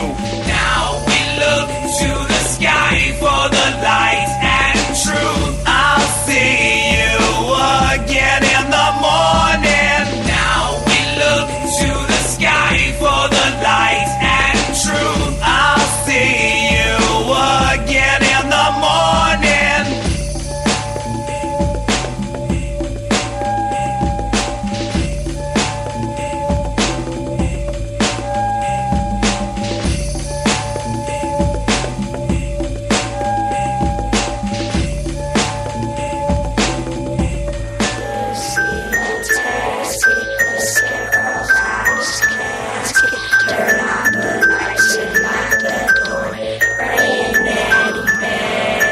A vision of the dead in the inbred or backwoods motherfucker born inside a tool shed. Mama never loved me, never paid me no attention. Daddy was a rapist, 30 years upstate, 40 county prison. And I was raised by my own will, surviving off of scraps and bones, bear traps and roadkill. Spending my days and my nights all alone, and my mind is gone. There's something wrong with my dome. They should've put me in the tomb. I didn't ask for this life when they cut me out the womb with a dull pocket knife. Now I walk with a sight and a murderous ability. A corn-fed motherfucker filled with hostility. Cracked out and I'm gone off that moonshine. 180 proof wine made from a muscadine. Out in these cornfields, learning all these wicked skills. Swinging, slicing, chopping, dicing, country boy born to kill. A demon's spawn, the child of a bastard son. 7 born to 7 and the 7th child fathered one. A soul black full of pain. Bodies in the field, blood pouring like rain. A demon spawn, the child of a bastard son. 7 born of 7 and the 7th child fathered one. So black, full of pain. Bodies in the field, blood pouring like rain. Don't get lost in the woods in your black expedition. On the dark dirt road, so suspicious. Just trees and ditches. Headlights flicker and it's got you turning switches. Now you're so damn scared you're about the shit in your britches. You can't think straight, all you hear is every breathing on your eyes just to see them what it is that you're seeing. When I pull up in the 8-4, pistol in the flow boat, blast out your back glass, got you screaming no, no. You're fitting to know the reason and you're about to find out what it is to suffer with a rusted blade in your mouth. Nowhere to run, nowhere to hide, being stalked by the scarecrow, the bloodline of Malachi. I hear these voices talking, they won't leave me alone. Tell me snatch this bitch up by her hair and drag her home. Over my shoulder in the back of a pickup truck, ain't wait to get her home and hold her bleeder, then chop her up. A demon spawn, the child of a bastard son. 7 born of 7 and the 7th child fathered one. So black, full of pain. Bodies in the field, blood pouring like rain. A demon spawn, the child of a bastard son. 7 born of 7 and the 7th child fathered one. So black, full of pain. Bodies in the field, blood pouring like rain. Get a tasket, the scarecrow's out his casket. Turn out the lights and lock the door, praying that he passes. Get a tasket, the scarecrow's out his casket. Turn out the lights and lock the door, praying that he passes. Get a tasket, the scarecrow's out his casket. Turn out the lights and lock the door, praying that he passes. Get a tasket, the scarecrow's out his casket. Turn out the lights and lock the door, praying that he passes. Get a tasket, the scarecrow's out his casket. Turn out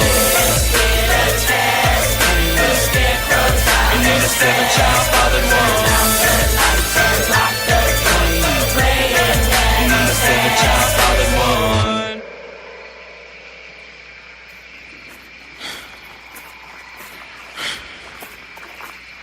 he passes.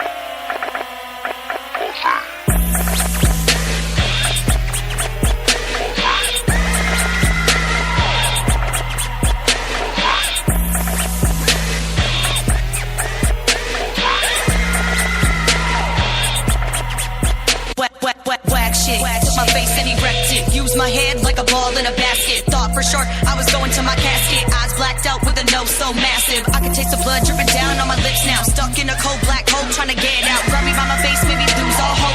Can't catch my breath when his baby's being choked. The sting of his fist, broken bone in my jaw.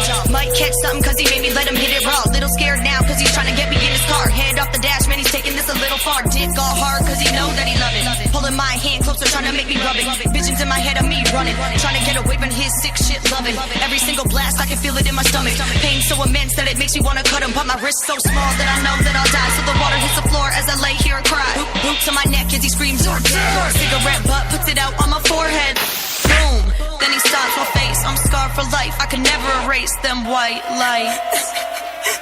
Please somebody tell me why every time it hits me in my eye, all I see is flashing white. With the pain I see the flashing light.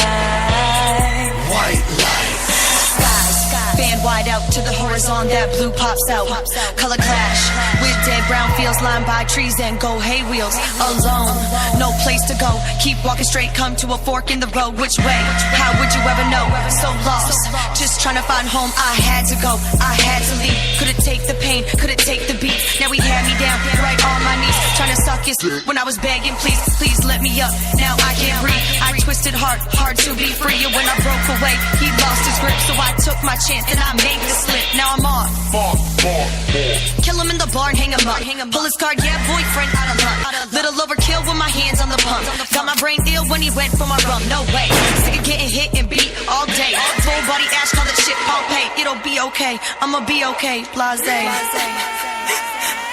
Please somebody tell me why every time he gets me in my eye, all I see is flashing white.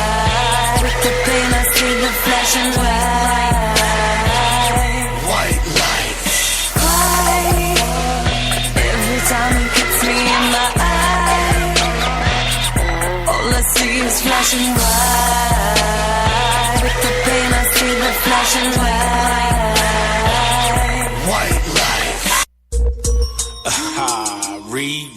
Remix. Throw me that fire. We creeping in too, baby. We got 5 on everything, man. We got Lavelle. Shaggy. We got Twisted.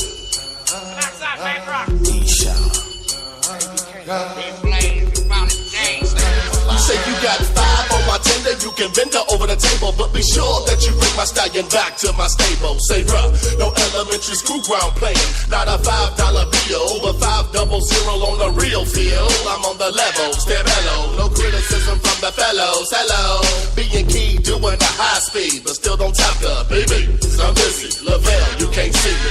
Like NyQuil, I drop fever. So either put your 5 up or you gotta leave it like fever. Cause see ya, Iggy Purpin' broken, smoke a spliff all day and go home and buy Tricky with his pretty and parlay. I got 5 on the Hennessy, Seagrams are gone. Cause this is how we do it like Montel Jordan. I'm from Detroit City, Frank Nitty is a goner. I'm blowing it up like Oklahoma. Put your feet with my fan, and best believe we'll bend. More corners than you thought, till something right is bought. Most CZX, best believe that. Token, where you from? Oakland, I mean Detroit smoking. In attempts to crack the chest plate, the zips be so fluffy, the whole town loves me. At every event, I'm sacked up, so if you need me, scream E-Shine when you see me. I got 5 on it. Grab your phone, let's get kicked. I got 5 on it. Messing with that Indo weed. I got 5 on it. It's got me stuck and I'm so bad. I got 5 on it. Partner, let's go half on the side. Why you treat me so bad? Grundy makes it happen. False, they slapping. Revenue broken, just a little lightly fan boasting. Potent fumes linger, mighty clouds and northern lights. Disrespect the Victor Band and y'all be violating my civil rights. I'm starting to feel my skrill, but perhaps today my skrill ain't feeling me. For the simple fact I'm off to the track where hella fools be. Pockets empty, pitching 5 and I'm dusty. Took off my hat, pass it around. Now sprinkle me in place, coming 5th plus. Yo, let the lead bust. Ready to do a murder, main. Perved off the hurricane, slur the game. Witness what being on 250 equal me. Killing people like Jason facing death every sequel. Insane in the membrane. Bring the pain like method, neglected. Smoking kryptonite to the brain for breakfast. Cause on the Hindu tends to do the evil that men do. Give me peace. I shall proceed and continue. I got 5 on it. Grab your phone and let's get kicked. I got 5 on it. Messing with that Indo weed. I got 5 on it. It's got me stuck and I'm so bad. I got 5 on it. Partner, let's go half on the side. Yeah, it's been a while since I spit it from the detail. Fuck around, her, Paul and Jamie say. Nigga, pull your shit out. Cause new styles is going down. Look around you, twist it in the fan, spread it all around you. I'm back to get my O on, I get my flow on with 35 on it. Yeah, I'm on it. Still bringing satin for them drawers. Velvet for the mic and got a pound for the cause. Rolling a can of Biff and Tiva, hitting a Mary Jane. Smoking 5 before it's 12 o'clock, sipping on Hurricane. Ready to smoke on the Indo, rolling up my window. Replicon Radio! Replicon Radio! Tech Body Tech 9. Replicon Radio.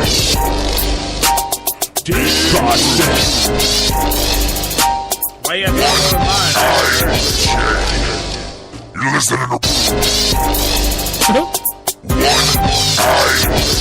Is that you? You're listening to That was dope. Replicon Radio. Intro. That's it right there. You just talked over it. Big room. Sounds so Sound like Cosby. Big room. You're listening to Replicon Radio. Bitch. Yeah. Rue made us rewind that, but you heard him do that. Replicon in the house. Yeah, we definitely need to make that like a longer version of that and make that our intro. For sure. We've been sitting on that shit for months now, and we just haven't. I don't know why we haven't made that our intro. I don't know. Well, we just had Dirk Manning. We don't have time to do anything. That is true. Mr. Share Out the Link, though, does. But I don't think he knows how to do that. He doesn't know how to do anything. He doesn't count. He hasn't even been here in a month. True. Everything's gotten so much better this month. It really has. Really has. Shout out to fucking 19J for not being here for a month. We love you for that. Whoop, whoop. Can you do that every month? Yeah, every month. Can you just not be here? You don't have to officially quit. Just don't be here. Yeah, we'll still say you're part of the team. Yeah. You can still go out on tour, and you can still come pick up flyers, though, instead of those old business cards. Yeah, pay us for them. We'll pay P for them. Pay me. Fuck you, pay me. Shout out to Subservient in the chat. Subservient? Shout out to fucking Dirk Manning. That was dope. We learned a lot about comic books and his history, so check all that shit out. It's cool. I checked out a lot of it. It's dope. We're just hours away from taking off to the gathering of the Juggalos, so if you guys are going to be there, we'll be there. Fuck yeah. I'm less than 12 hours away from leaving. Holy cow. I think it's like 10 hours. Maybe 9. Maybe 9 hours I'll be leaving. Holy cow. You're one of them get there a day early to do nothing. No, we want to get into our hotel room and get everything all set up and all this shit. Because you can't do that Wednesday? Why the fuck would I want to get there when everything's starting? You wouldn't. It don't start till like 4 o'clock. No, it does. It starts like... No, it does. No, it does. No, it does. I'll tell you, it starts 2. Okay. I mean, I don't want to be there at 2, but still. So but if you leave at 6... 4. Check-in's at 4. So if you leave... Why you gotta be a dick about everything, I'm just bro? saying, so if you leave at like 6, you get there by 1. Yeah. And you can't check into your hotel till 4. No. We're planning on leaving about 7, 8. If we leave at 7, we'll be there about 3:30 or 4. And okay, so we go back an hour, so 2:30, 3:30. You know, depending on how long we take. It's a 7-hour drive. Is that a time change when we go out there? I think so. Yeah. Is it? Do we lose an hour? Yeah, we lose an hour. No, you gain an hour. No. It's going west. Yeah, you gain an hour. No, you lose an hour when you go to Indy, so if you're going the opposite way... No, you gain an hour when you go to Indy. No, you don't. Yeah, you do. If it's we lost an hour. No, you lose an hour. If Well, I mean, we lose an hour, the time goes ahead. That's what I'm talking about. You go ahead. Yeah, you lose so an it goes hour. back. So if we were to land at 3:30, our gain time would an hour be out 2:30 there. Yeah, Yeah, you gain an hour. So you gain, we're talking yeah. about the same shit, just different terminology. Yeah, I don't know what the fuck. You're like talking It's about Chinese, 7.5 hour drive. You're speaking Chinese, though. I'm speaking. There's a bunch of juggalos talking about time change, and it'll never go over well. I mean, I know West is always... California is 2 hours behind ahead of us. So we gain an hour going in there. Yeah, we and gain lose an hour coming home. That sucks. it does. I'd rather go fuck up the Indy. But I don't want to be late either, so that's cool. We get an extra hour to drive there. Yeah, well, kinda. But yeah, but we will be back next Monday. We're going to have a huge gathering recap show. Who knows who we'll talk to? Big Roo going to be getting drunk. Who knows what we'll see? Who knows what we have to talk about? We got Freaky P going to be giving a we ride got home. Black Flag music going to be in the building. In-house. Headshot Louie and the Skull Kids. So that might be another week that Jay probably should stay away. Yeah. Because they'll probably get beat up. Well, there's already been some controversy about this. I don't know if you guys have read our yeah. Replicon messages and stuff. People, I saw that. People That dude was offering court documents. Yeah, It's like, dude, what? Wants dude to call from jail. There's all kinds of court documents. Wants somebody to call in from jail to do an interview. Like, There's some controversy revolving our guests next week. So Already. So Headshot Louie, Skull Kids, Gathering recap next Monday. The week after that, we got Sick Tannic. Oh, I see what it was. You were listening to your sister. Sick Tannic. What? Yeah, your sister's in there. I know she is. Yeah, you were listening to I her was talk not about you listening to her. gaining Indy. You don't gain Indy. No, I wasn't listening to her. Oh, well. No, Apparently go y'all forward an hour. Apparently y'all in the same time zones too. No, you were in the wrong time zone. I was in the correct time zone. No, you weren't. I was. How the fuck do you figure? I said you go forward an hour. You gain an hour. You do not Yes, you go do. forward. We, No. as St. Louis, Say what we you lose just an said. hour. Hold on. We lose an hour, but our clocks gain an hour. That doesn't even make No. That doesn't even make sense. No, not at all. You've been hitting this all. If it's sir. 10 o'clock here, no. If it's 10 o'clock here, It's it's 11 o'clock. 9 It's o'clock. 11 o'clock o'clock. in Indy. Yeah. Yeah, you're going. that's you're what talking- I'm You were talking about I going out to wasn't. fucking Oklahoma, I at one point, but not just now. and you fucked up talking about the Oklahoma. At one point, but not just now. Not just now. I changed what I Now. was saying to make it make sense. Now. But anyway, whatever time we get there, we'll be at the gathering of the Juggalos. The entire Replicon radio crew will be in there. We've never been anywhere together before.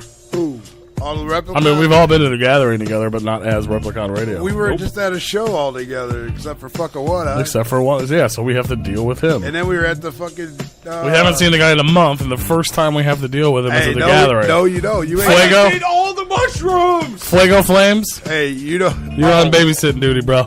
Yeah, you gotta yeah, watch Fuego, one eye. Yeah, Fuego, you gotta get that motherfucker in a headlock and just tote him around the Fucking gathering, all do it. gathering. That Fuego's beard has taking care got of one eye for us. At least a couple inches longer.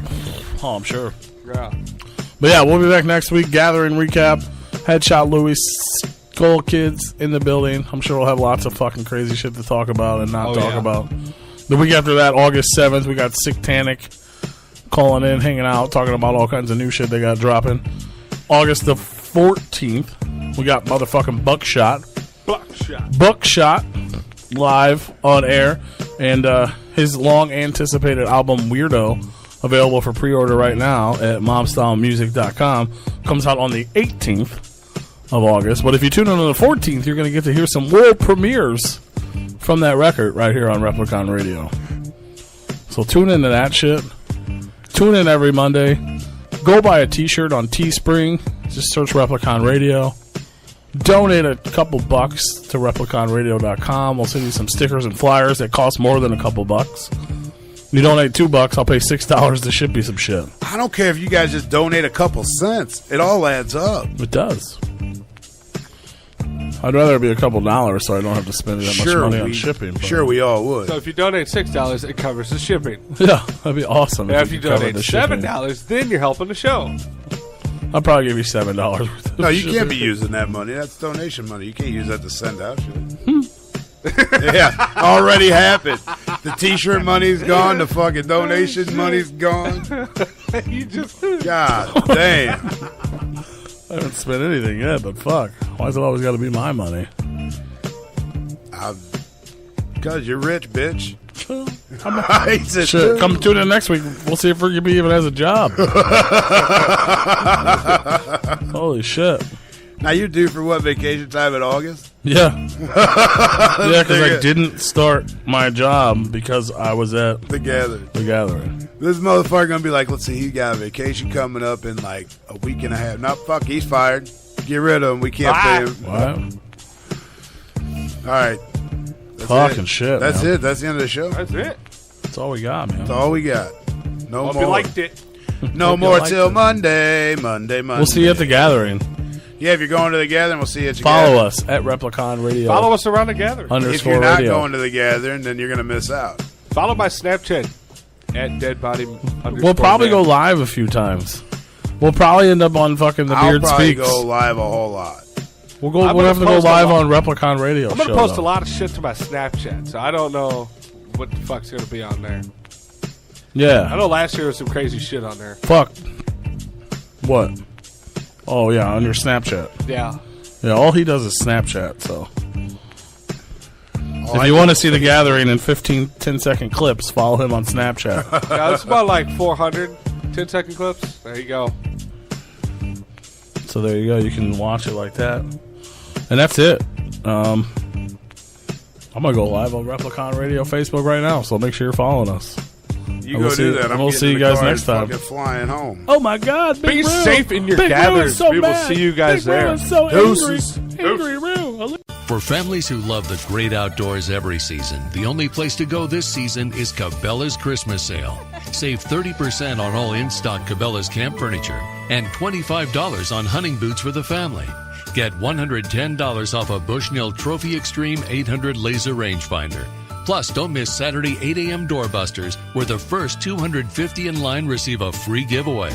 Find great deals for everything on their list. Shop in-store and at Cabela's.com.